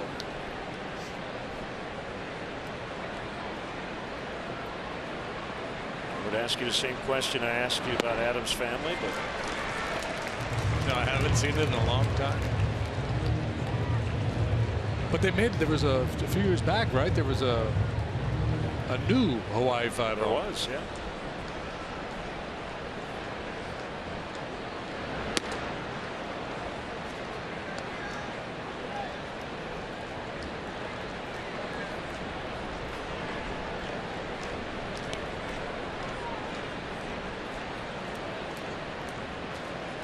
Going in with some heat. Didn't get it in.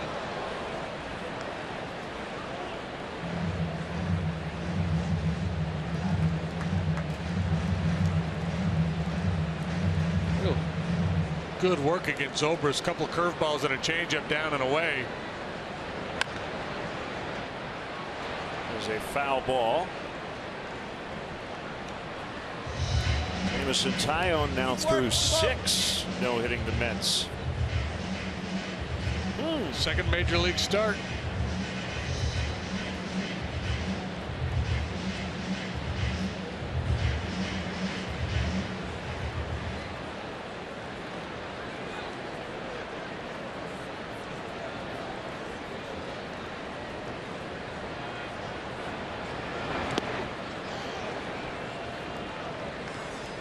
The limit 3-2 as Gonzalez nears 100 pitches.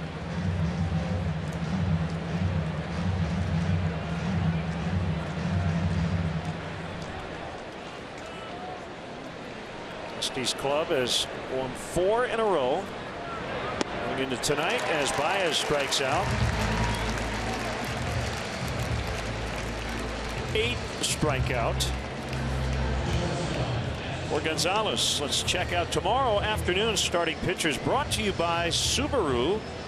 It is a 3 o'clock start on WGN. Jason Hamill looks for his 8th win. Steven Strasburg a perfect 10-0.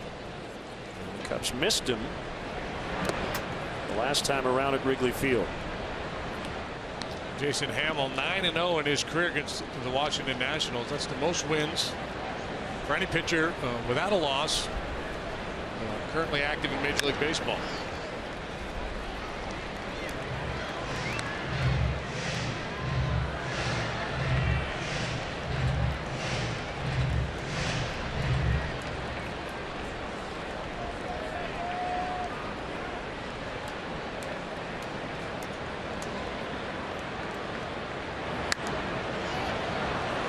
Held out of play by Russell.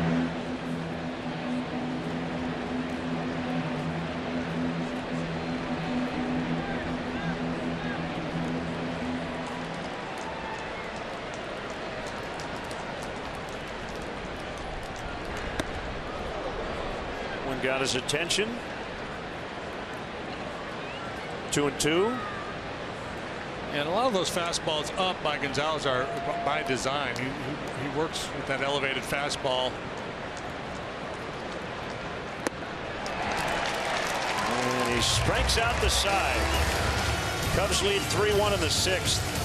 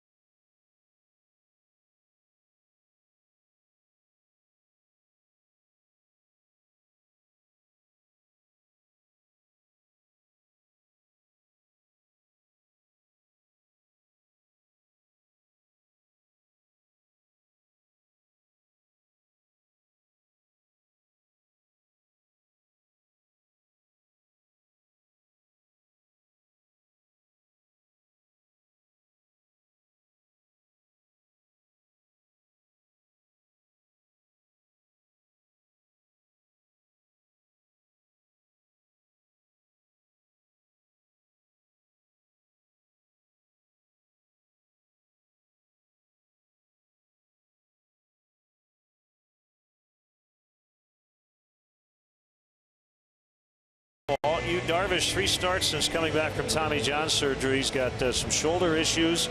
He goes back to the DL. We mentioned Garrett Cole put on the DL earlier today. Triceps tightness. Will Myers having a hot month of June for the last place San Diego Padres. John Lackey with a 3-1 lead. Zach Greinke beat his old team last night. He's now won 6 consecutive starts.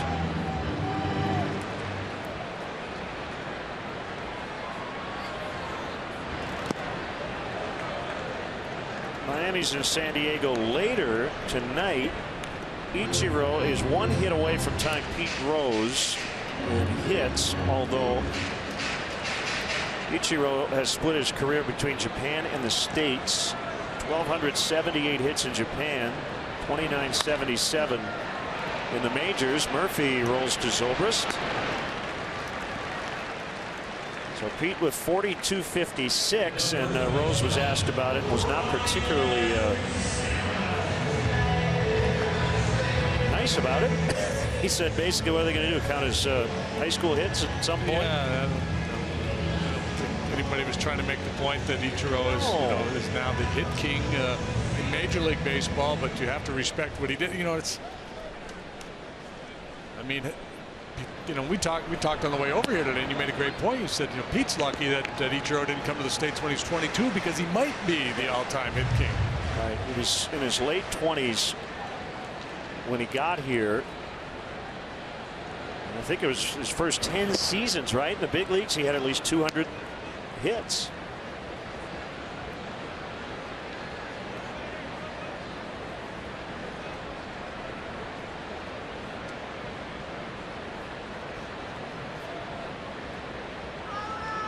Yeah, and I think that's the key point here. It's not like, and I'd have to go back and look. Did he hit for a higher average in Japan than he did when he got here the first decade? I don't know. I can't imagine he did. You know what I'm saying? If he had done all this work in Japan and then was just okay. Right. He's a Hall of Famer. Yeah. That's where it's impressive.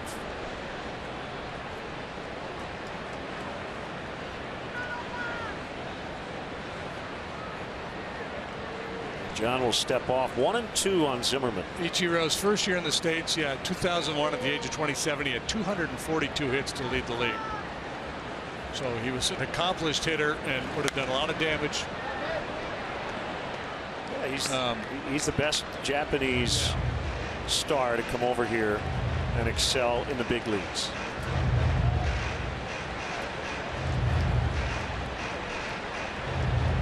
I love that he's still playing and hitting .350.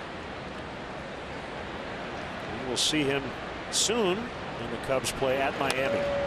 Tapped foul by Zimmerman. He was a .353 hitter in Japan, covering 9 seasons. Pretty good. Shorter seasons over there. The most games he played in any single season, 135.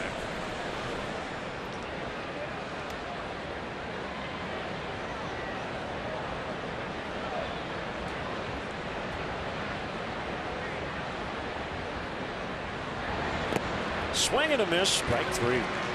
2 outs. Zimmerman's had a tough night. 3 at bats, 3 strikeouts.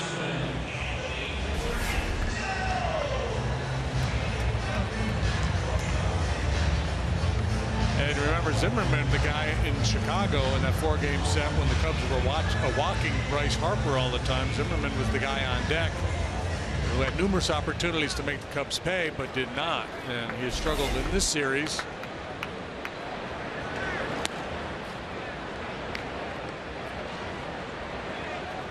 So there's been all this talk about, well, I wonder if the Cubs are in Harper's head, and I wonder if they're not so much in Harper's head, but in Zimmerman's head. Strike.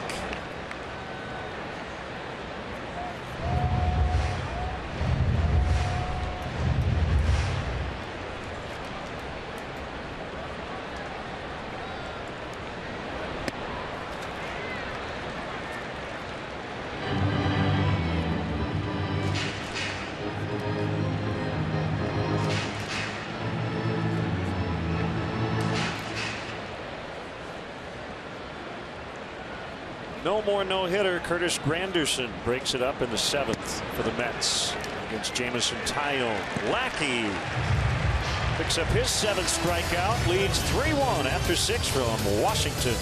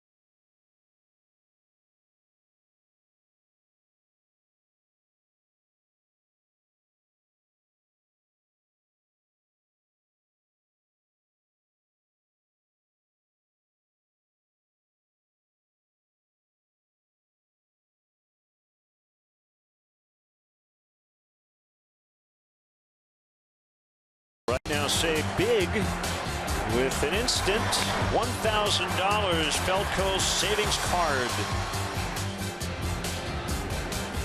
Lackey's got that look tonight. He's had that look a lot, hasn't he, this year? Yeah, he's been so consistent. Start after start. A lot of clean innings. Pitching deep into the ball game.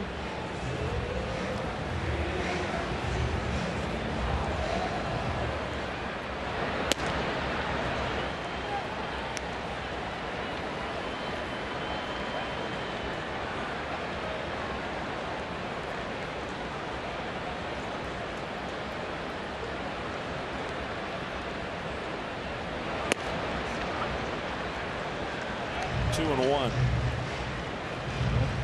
107 pitches now for Gonzalez. They're probably going hitter by hitter with him. Belial and Perez up in the Nationals bullpen.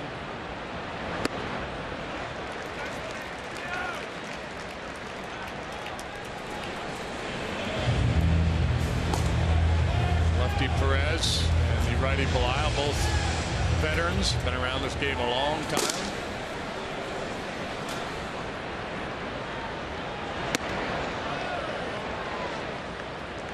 Full count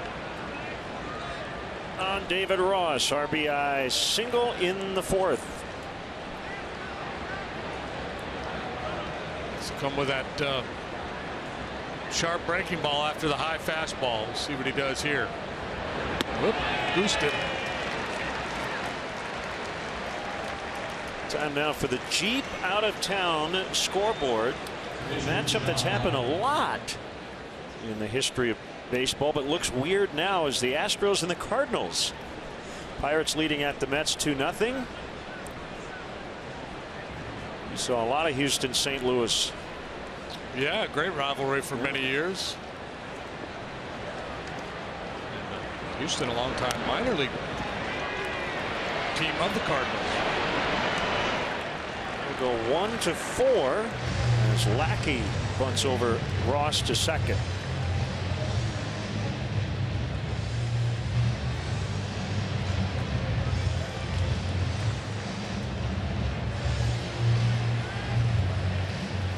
He's not going to let Fowler get another whack at Gonzalez here.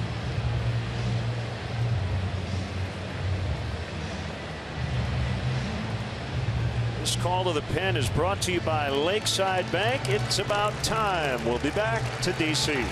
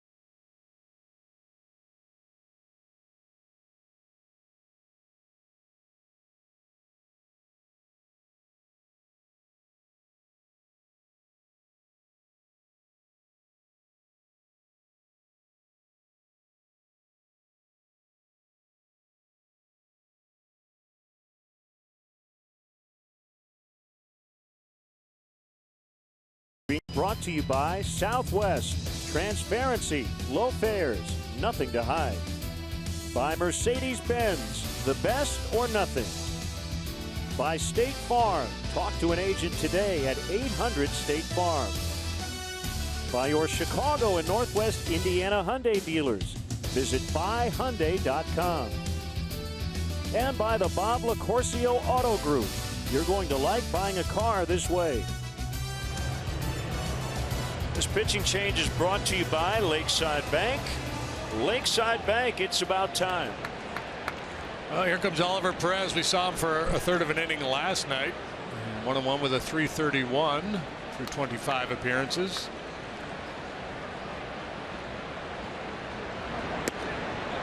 Slings up a breaking ball that misses on Dexter Fowler. Yeah, breaking ball, kind of a hybrid slurvy breaking ball.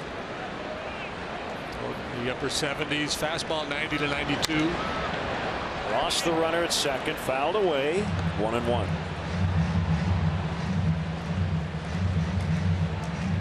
Drop his arm down, give you some different angles.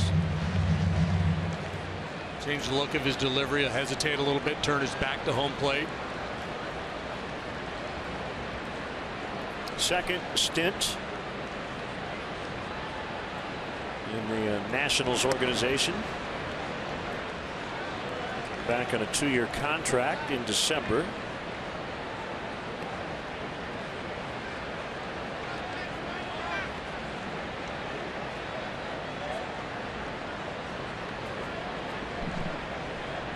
2011.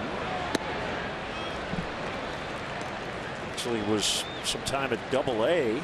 Did not appear in the big leagues that year with Washington.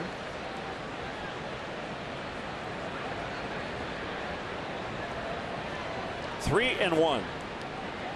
Pitch. 3-2.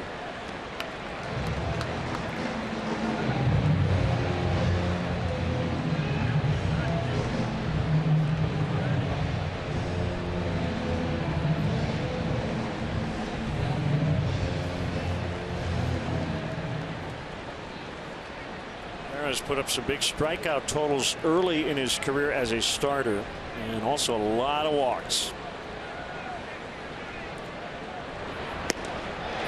There's the strikeout of Fowler. 2 down.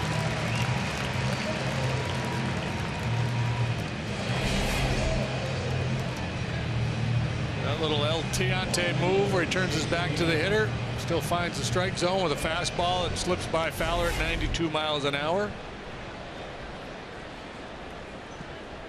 So no Papelbon now for a while for the Nationals out there. They do have a nice mix of left and right-handers. They got 3 southpaws, 4 right-handed pitchers. We saw Kelly last night strike out the side to finish the ball game.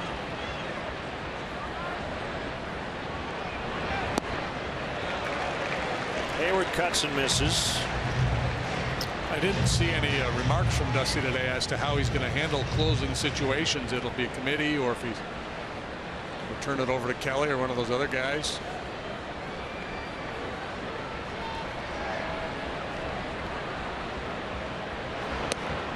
Strike 2.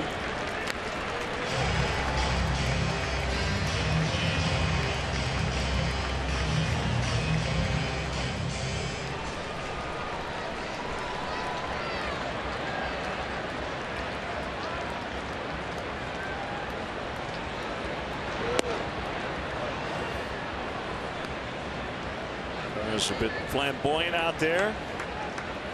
He's got flair.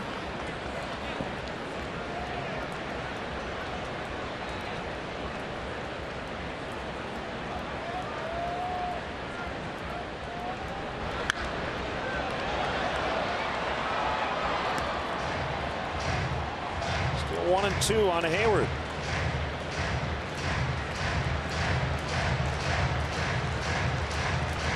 Two-run single came with 2 outs. They put the Cubs on top in the 3rd inning.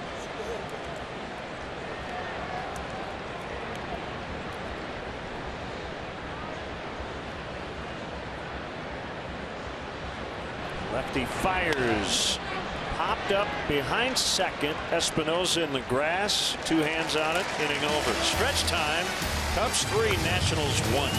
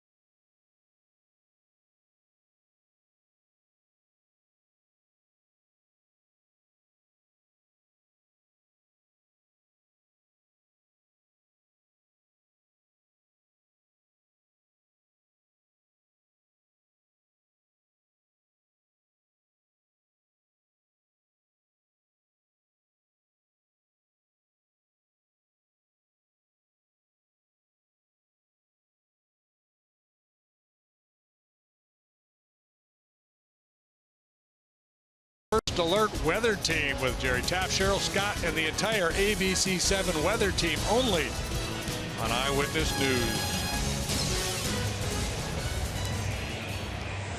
Now, where do you want to head after the game? Want to go to the waterfront, Navy Yard? Go to the yards. Well, this area has been built up a lot over the last several years. Condo buildings, all kinds of new construction off the Anacostia River. Yeah, there's a lot of building going on in the district. Is that the moon, or is that a? It's not the moon. It's a banana. It's the JBG banana. Strike called. Espinosa.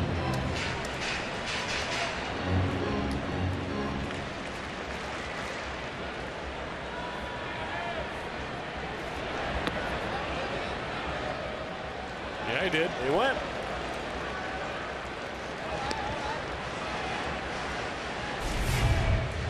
Just 3 hits for the Nationals tonight. Espinosa has one of them. It was a bunt single to lead off the third, their first hit.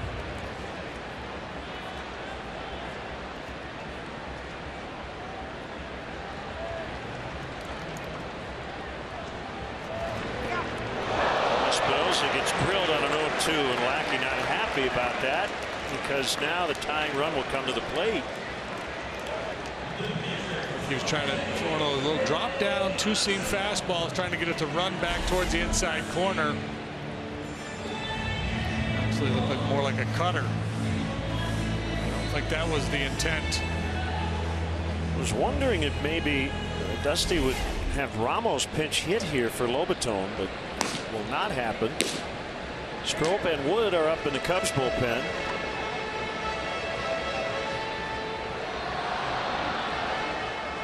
Stephen Drew is now in the on-deck circle. Let's go back to the 5th inning.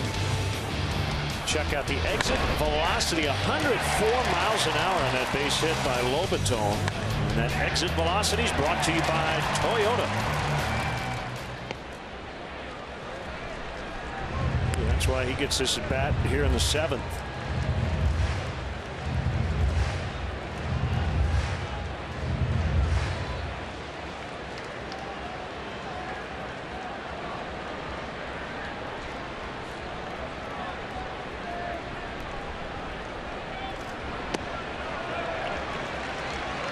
Low 2-0.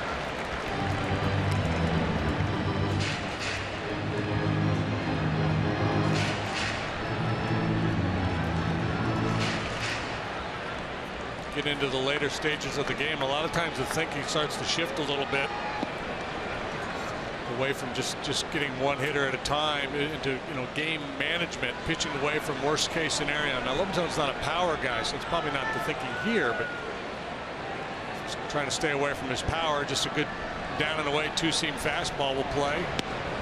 Get over a hook on 2-0. How about that for the confidence in the breaking ball? Got an 8-hole hitter up there, hitting a $170 something. You drop a 2-0 curve on him.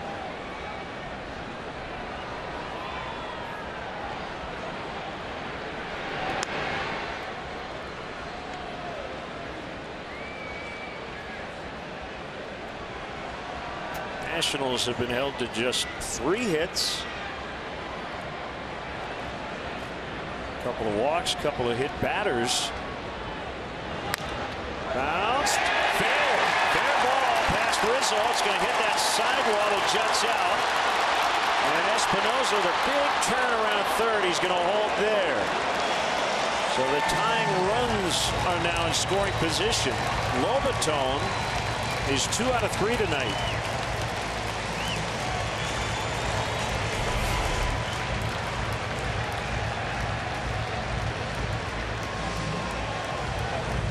Yeah, he hits this ball right down the first base line over the corner of the bag. Bob Davidson with the fair call. Starting pitcher Joe Ross will pinch run for Lobaton.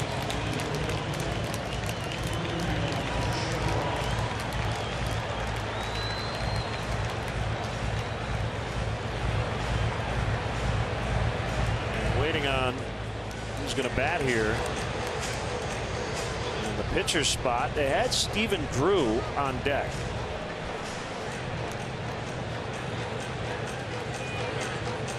Well, Scott is saying, who's it going to be? Is it Ramos getting ready?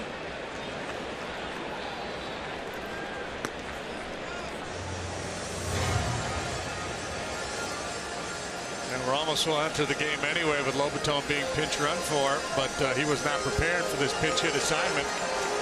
Apparently that conversation didn't take place ahead of time.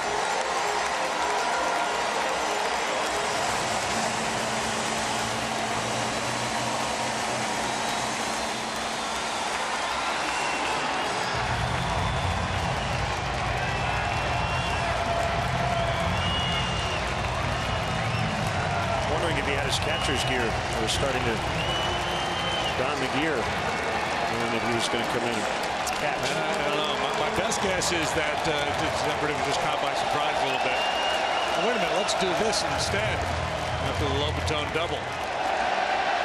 So Joe will make a change.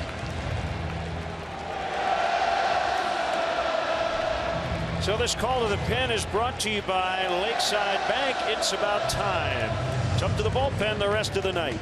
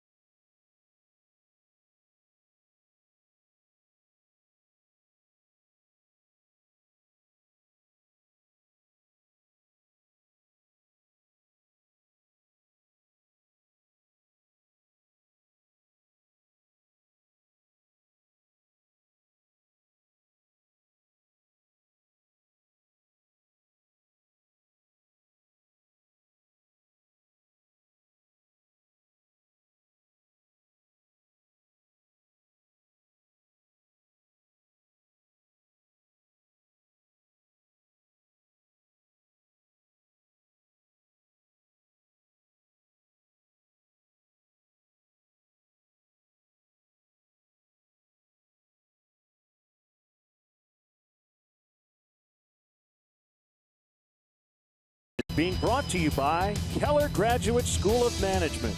Learn loud. By Xfinity. Xfinity X1 will change the way you experience TV. By Honda. Start something special with a great deal on a Honda. Now at your Honda dealer. And by State Farm. Talk to an agent today at 800-STATE-FARM. This pitching change is brought to you by Lakeside Bank. Lakeside Bank, it's about time. Pedro Strop.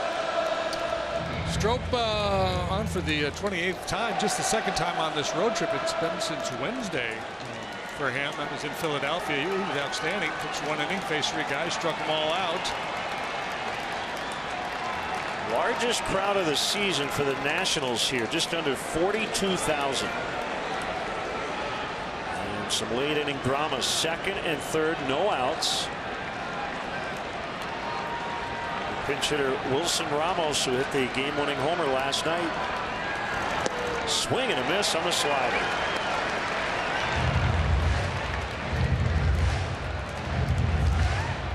There's a leadoff blast in the sixth off Kyle Hendricks.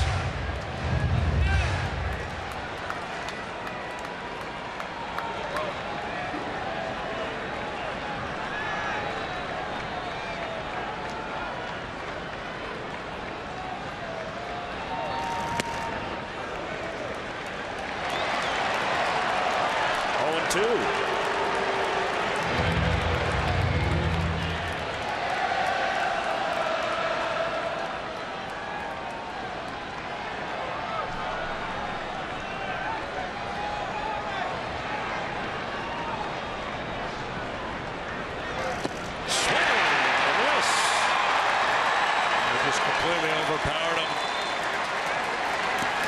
Great execution by Stro.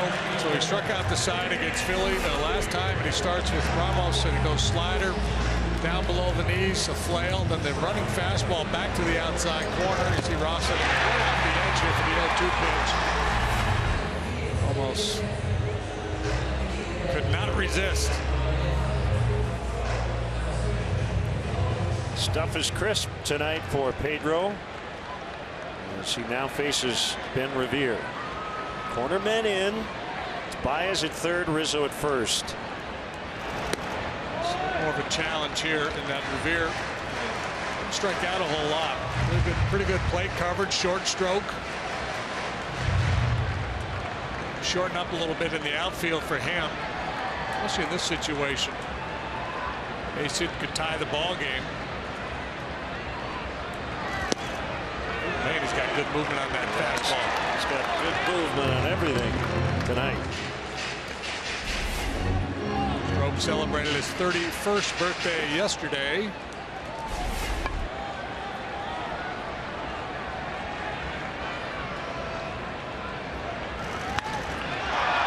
Left field. Bryant over near the line. He's got it. Espinosa tagging. It's a one-run ball game. Both runs for the Nationals tonight, coming on sac flies. Worth in the third. Revere here in the seventh. Revere, good approach there. Short swing, making sure he puts it in play deep enough to get the man home.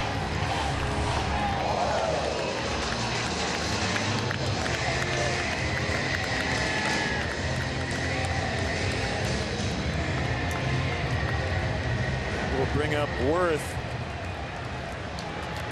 with the big game-ending two-run hit on Sunday to beat the Phillies.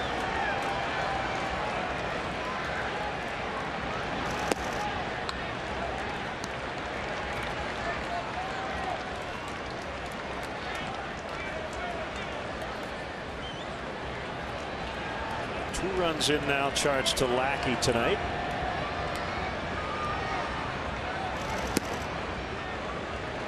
It's a strike. It's 1-1. Let's go back 2 days. 2 outs, bases loaded. Got a fastball up from Jetmar Gomez and deliver the game winner.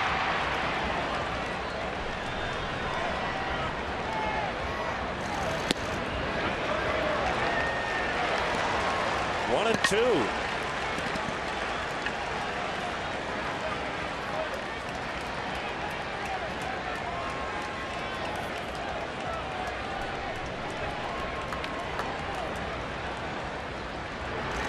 Swing and a miss on the slide piece. So Stro gives up that sac fly, but the Cubs maintain their lead.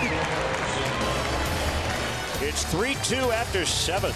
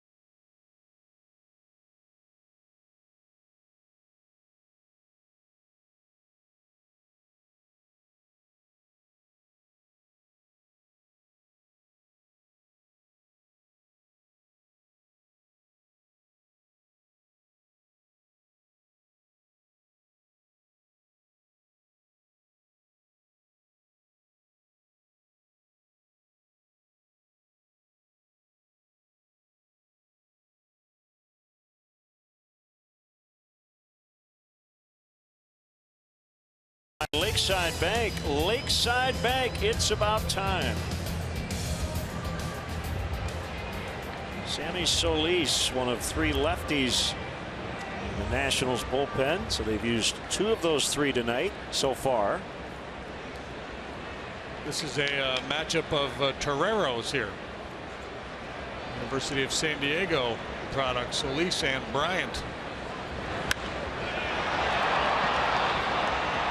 This skies in the deep left center. It's caught by Revere.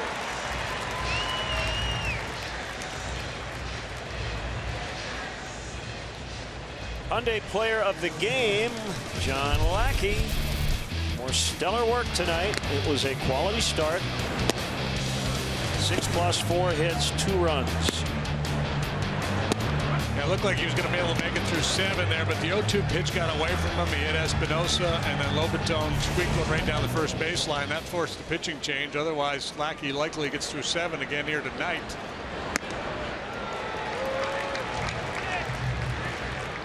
Continues a string of outstanding starts.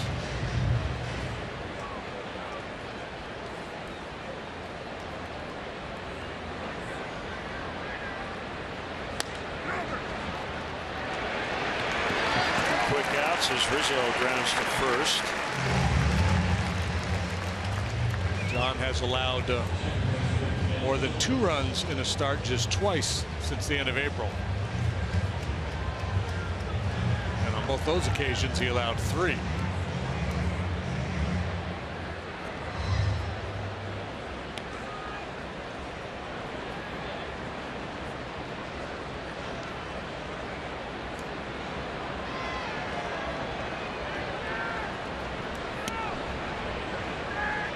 Is outside on Zobrist.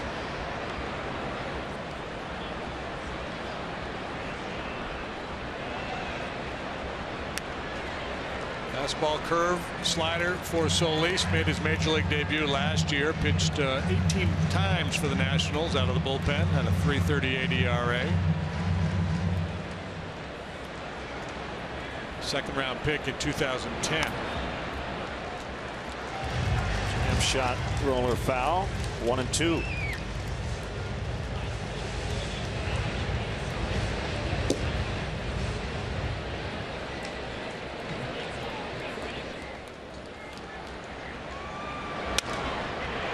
in the left. Zobrist makes a turn. He's going to try for 2, and he will be safe. It was close. He got in with a double. Well, good heads-up base running there. You know, even if he's out, that's good base running with 2 outs to force the issue there to try to get into scoring position.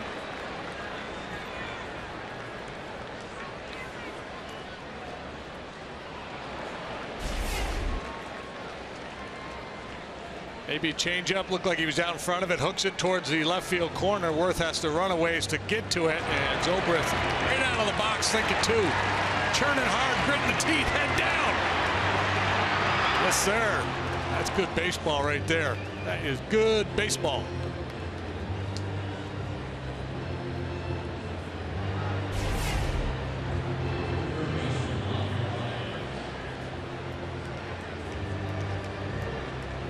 Now drive him in.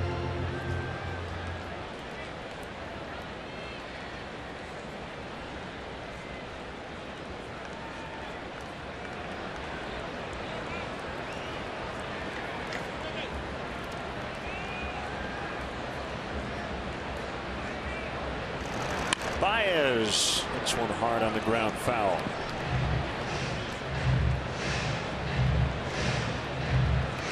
Sure, our buddy Jeff Garland's watching tonight. He was on ESPN 1000 this afternoon, essentially confirming Joe Madden will appear in an upcoming episode. Yeah, they're going to bring back the curve. It's back.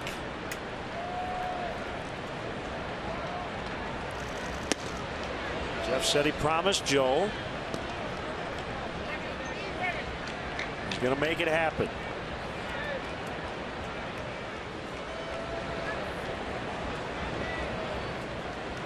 Well, let's start writing that script now. Well, I guess Joe wants to play somebody else. He wants to actually act, but I think the idea would be he would play himself. He May not get that choice. The running joke between Jeff and Joe is, I think when they met, Joe dropped a "Where's Larry?" So it's kind of the running bit. Jeff says he wants to be Joe's best friend. Right. So I think what should happen is Joe should be in an episode and in a scene that Larry's not in. Right? Joe just wandering around everywhere looking for Larry. Looking for Larry. Art imitating life.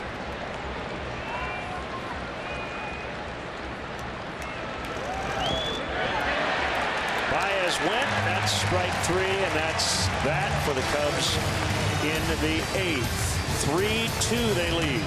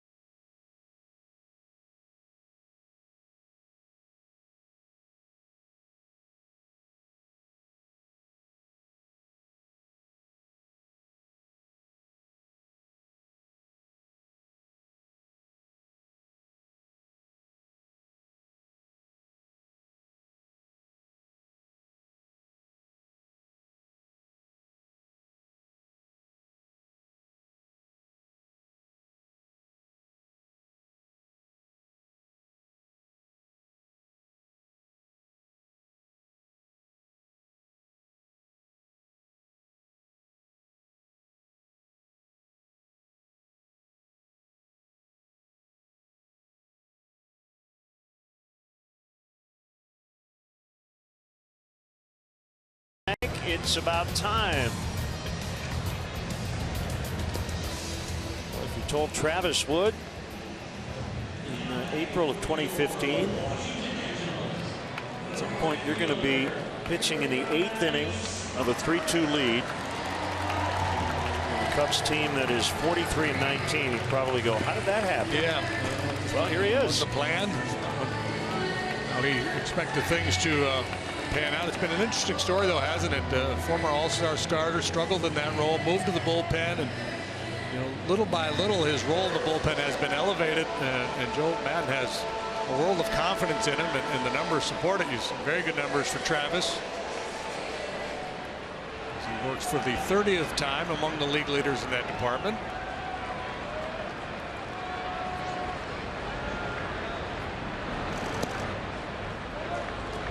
Side on Bryce Harper.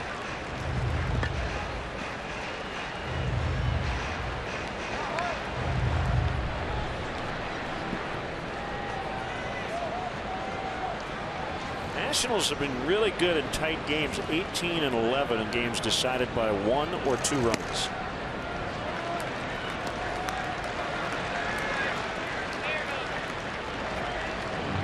Cubs are actually 7 and 8 in 1-run games, but they've been blowing out a lot of people.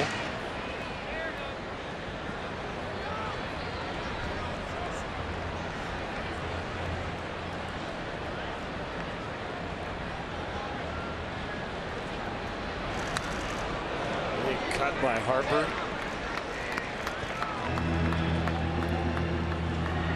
By the way, Sammy Solis with his scoreless 8th tonight. 11 11 straight games and over 15 innings without allowing a run.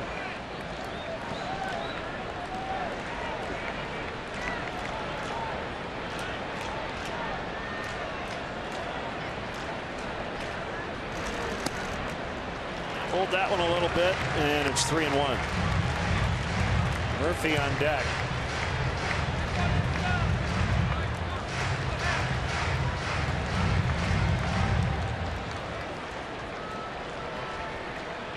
Well, guys like Harper will influence you a little bit to perhaps overthrow. Out tip. 3-2.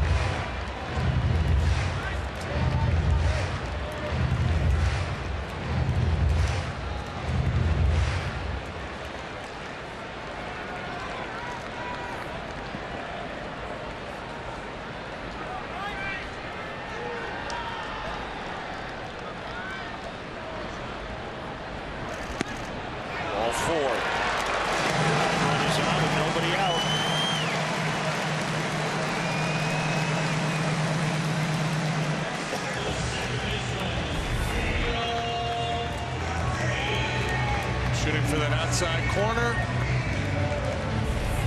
Obviously wide of the mark. Harper walks for the second time tonight. So Stro was used in the 7th in a tough spot. Gave up one inherited run. Cahill up for possible ground ball double play situation. And I also think Joe was at least considering the idea if, let's say, Wood got Harper and Murphy, maybe bringing Rondon into a 4-out save situation. He's been incredibly efficient and has been used, I would say, somewhat sparingly compared to other closers. Here comes Chris Bosio.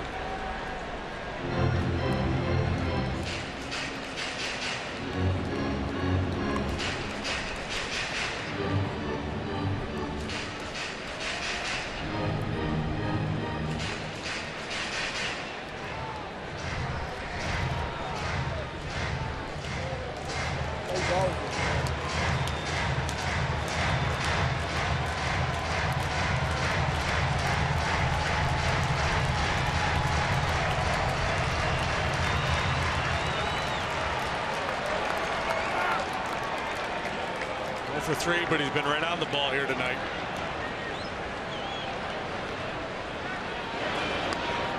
Toss over to first. Harper back.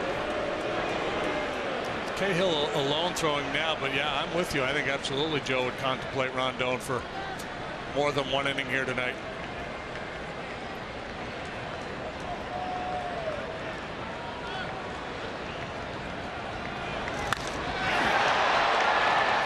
Playing pretty deep, so that's an easy play for him. Don't have to move much on a ball that was struck well. It's pretty impressive. 0 for 4 for Murphy here tonight.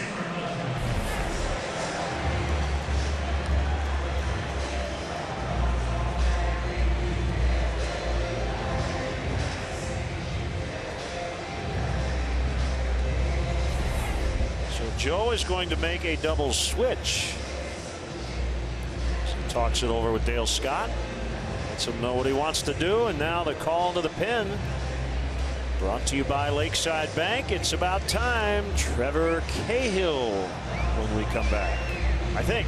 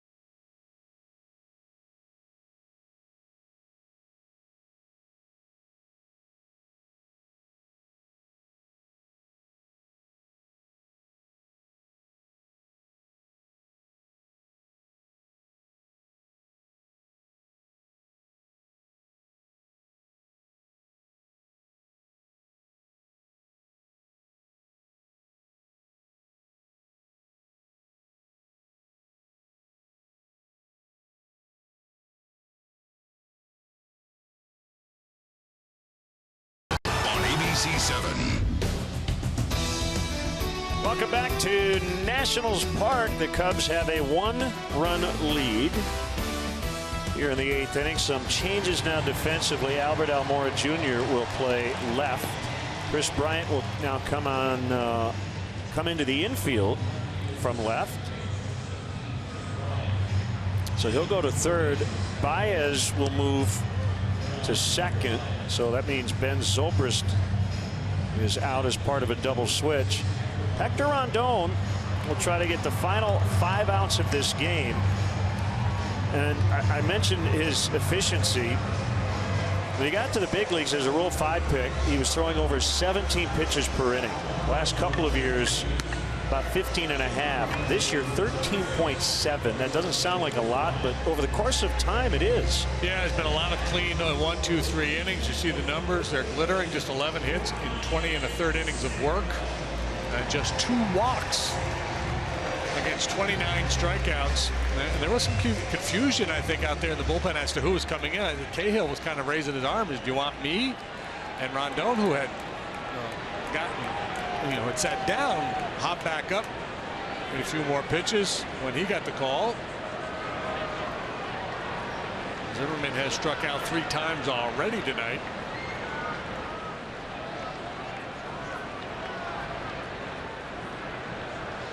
On deck is Anthony Rendon.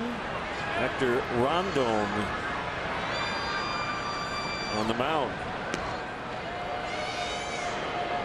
Yeah, and I think that it's the presence of guys like Rendon and Espinosa towards the bottom of this Nationals batting order that changes the dynamic a little bit, and why Joe decided to bring Hector in this situation.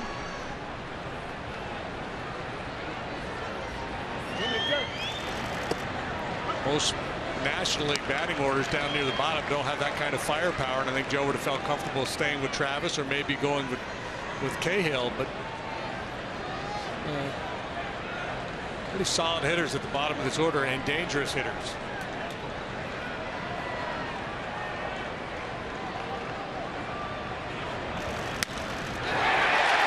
Into the corner. Harper on his way to third. Hayward gets it back in quickly. They're at first and third with only 1 out. Tying run 90 feet away. As Bryce Harper is giving Chris Bryant some grief, I'm sure, for the catch he made earlier.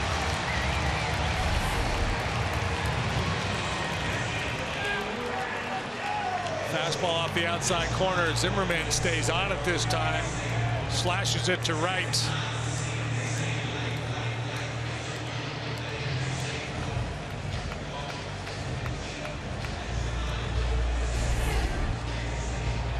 Here's Rendon.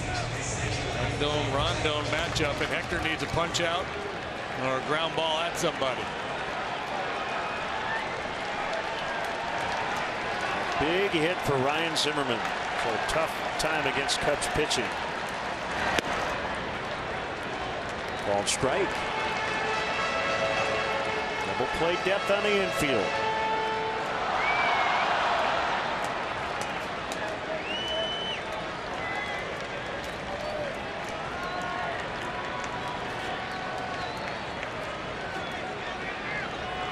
Two Cubs clinging to a lead here late. Fouled off. 0-2.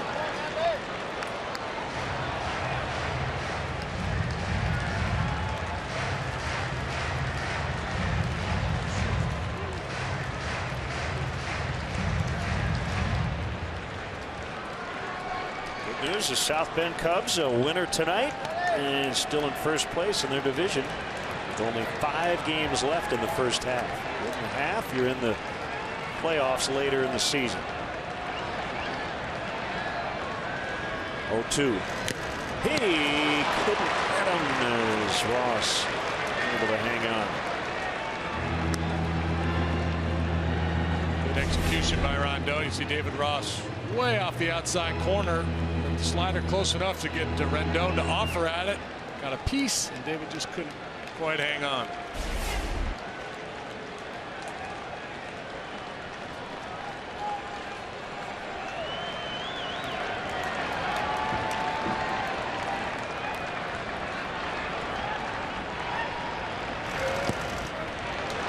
Ross was set up in the left-handed batter's box to tell Hector, I don't want this one anywhere close to the strike zone on 0-2.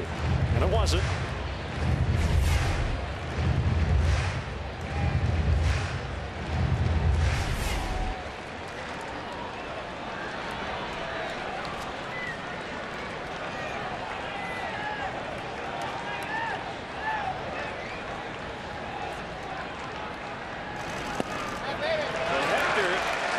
He's had one career 5-out save. It was last August against the Giants.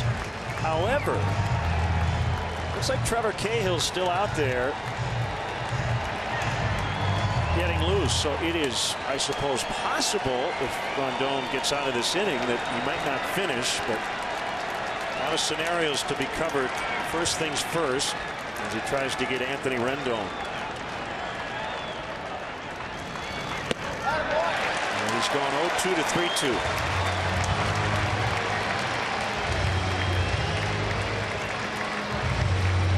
Staying slider away there, pitch after pitch.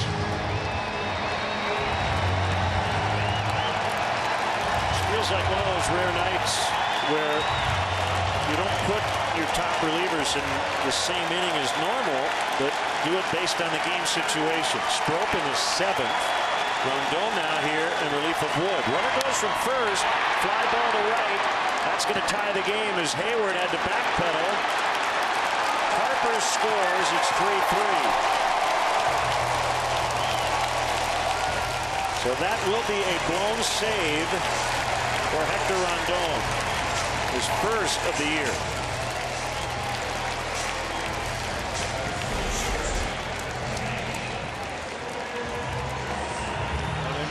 To the slider through one after another. This one stayed on the plate but down, and Rendon does a nice job of getting that ball airborne. 3 runs for the Nats tonight, all coming home on sac flies. So Rondon's now 11 out of 12. The run is charged to Wood.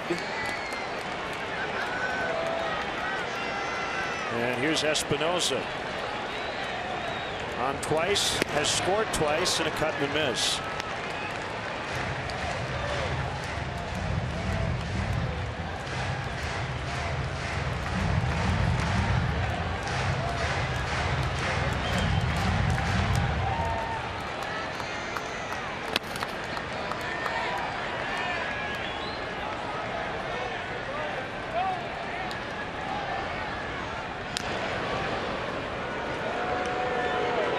Robinson, bottom of your screen, is on deck.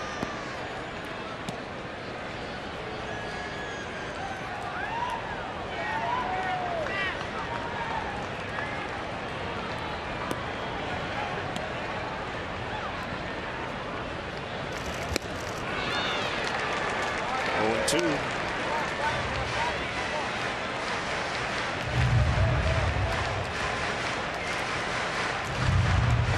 Due up for the Cubs in the top of the 9th. Russell, Ross, and Almora, who came in the double switch.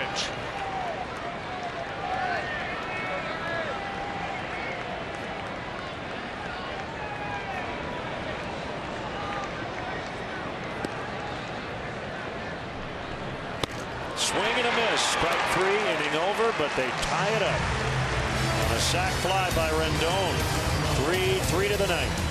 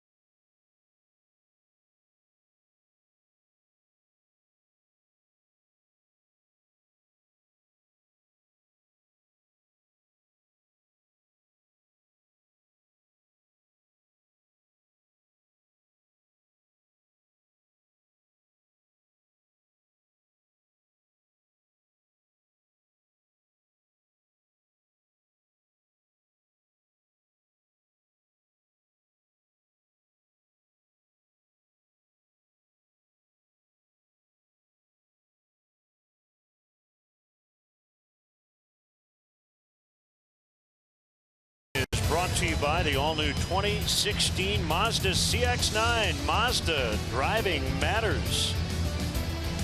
Sellout crowd here in Washington, and the home team has come back to tie it. Runs in the 7th and 8th. Sandy Solis continues against Addison Russell. Firm on 95 and a swing and a miss.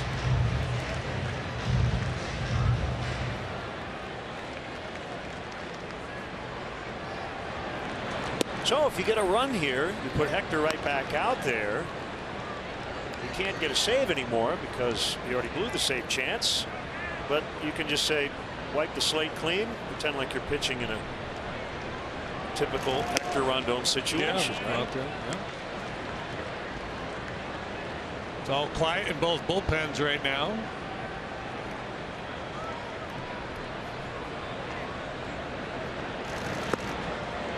Three and one.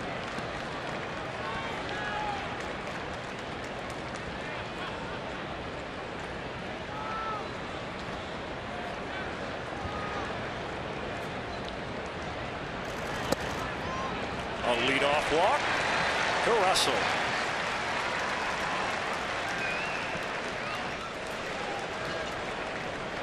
Catcher AT WAS.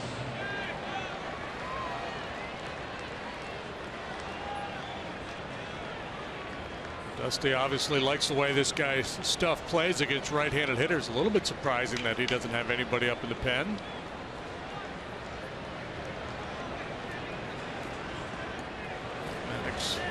Perhaps making a suggestion right now. You want to get somebody up? Snap toss to first.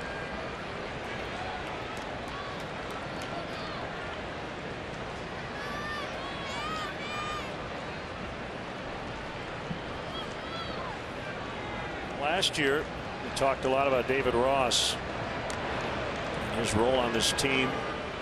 Calling a great game, framing pitches, throwing out runners. Didn't he nail Clint Robinson to end the game here last year? Oh, that sounds familiar. Yep. We always would say at the end, he hasn't done much offensively, but he does all the other things. Well, he's had a really good offensive year. As he gets down a bunt here, we'll go 3-4. Cubs will have a couple of shots here with Russell in scoring position.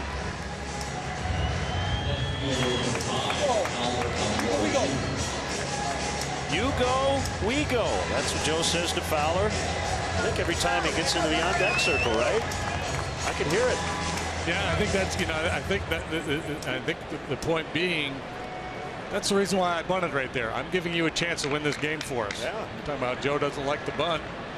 But fearful of the double play there, I'm sure he decides to have Ross put a sacrifice down. So Moore's going to have his say in it too. His first plate appearance. And a base hit on the left side. The Cubs will retake the lead. Russell will score. Almora's got two. Boy, is he pumped up.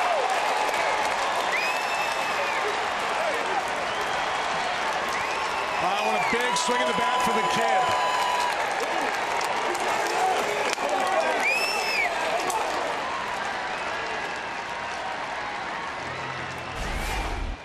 Now there's action in the Nationals bullpen, but perhaps a little too late. Great swing on the breaking pitch by Almora Jr.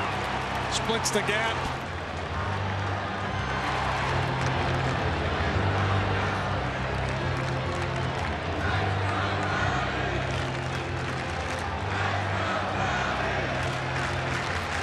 He's enjoying being a big leaguer, isn't he? Oh, yeah.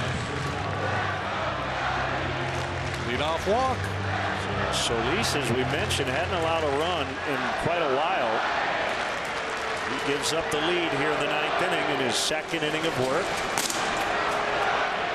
That is Blake Trinan in the Nationals bullpen. Still only one out. Now back by Dexter. So the scenario I painted may in fact come to pass, right? Hector Rondon. Chance to get a win. And the only way it doesn't go back out there is if the Cubs continue to bat in this inning and his spot comes up and they get a chance to open up a very big lead. Otherwise, he's the pitcher in the bottom of the inning. 12 pitches for Rondon in that inning.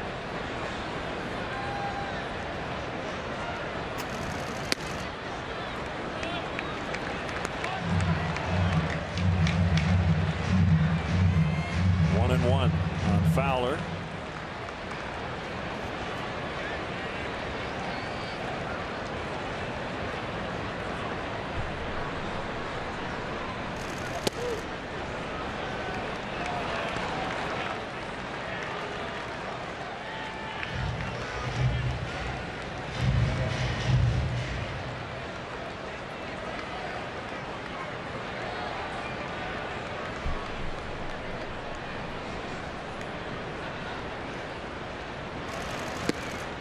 Swing and a miss to make it 2-2. I bet you're wondering how many blown, save, win combos have occurred this year. Pitcher blowing a save and then winning the game. Yeah. And my buddy Scott Lindholm does great work with the MLB stats. Said there have been 30 guys have gotten a win and a blown save in the same game. Harper had to leave his feet to make the catch. More tags. He's at third with 2 outs. Boy, that almost got really ugly out there in the outfield for the Nationals. Some confusion as to who was going to make a play on this ball. Typically, Revere peels off. Harper slides, makes the play.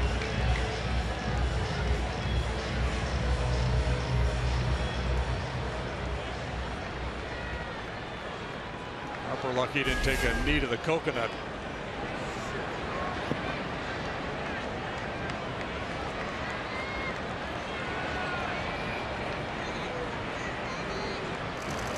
Hayward takes a strike.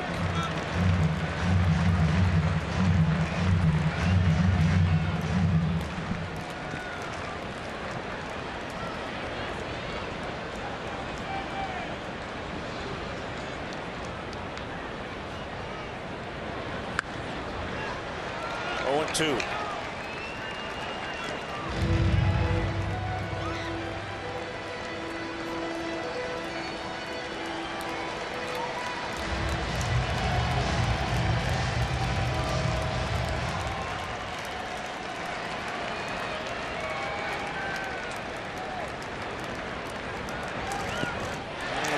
Swing and a miss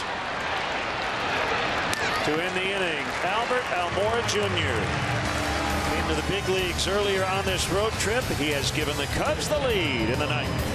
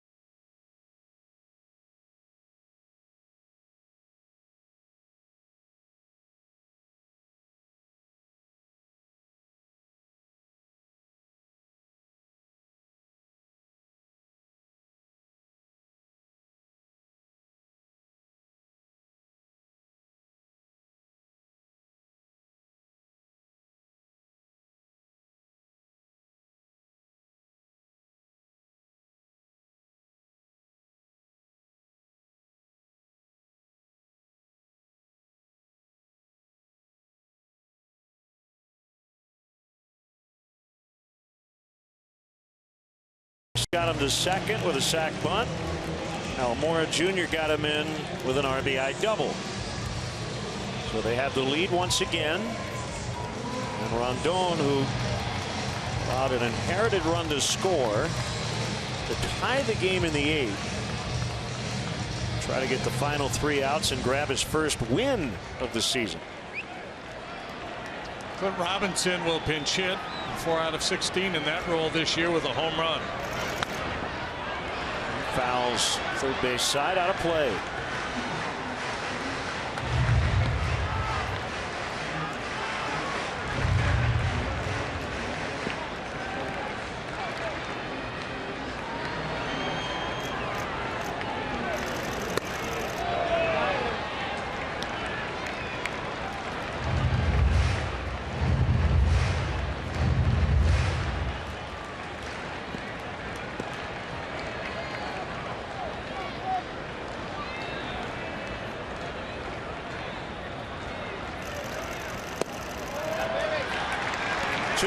Because of the 12 pitches made in the 8th, if Hector labors at all here in the 9th, he's got some backup, Cahill and Richard,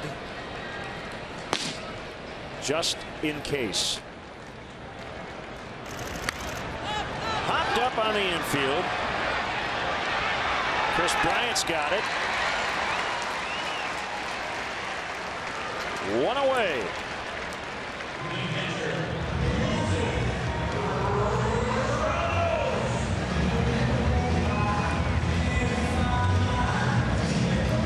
Ramos.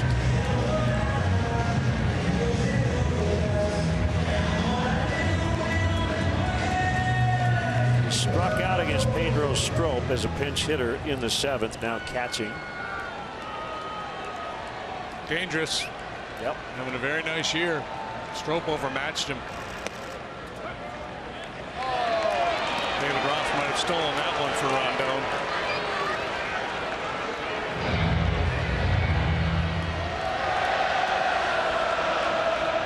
Good hands and a night's worth of lobbying,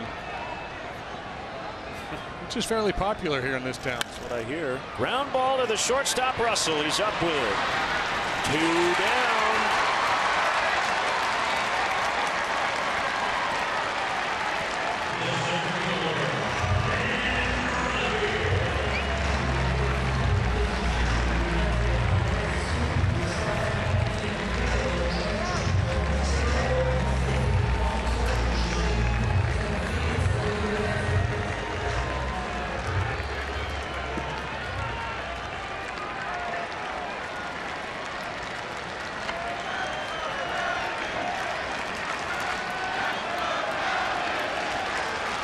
Rondon to Revere. Ground ball. Backhanded play. Baez on balance. Cubs win. Pretty good. Yeah, how about that play by Baez on the speedy Revere to make the play to end the ball game. That was slick. Rubber match tomorrow. A 4-3 final in a thriller. Almora with the huge hit, and now look at Baez going up the middle. Revere can really scoop, so he doesn't have a lot of time. He spins, puts it right on the money.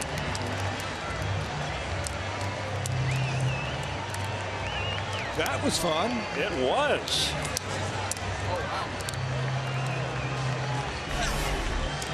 Every win is good, but that one felt particularly good, especially after the Nationals came back late. Yeah, right you are. That you have a lead to let it get away. Nice to come back and ultimately pick up the W. So Rondon gets a win. He is 1-1. Solis takes the loss. He's 1-2. Travis Wood was given a hold because he got an out and left with the lead, even though he was charged with that game-tying run. So the final score, the Cubs beat the Nationals 4-3, and we'll have more in a moment.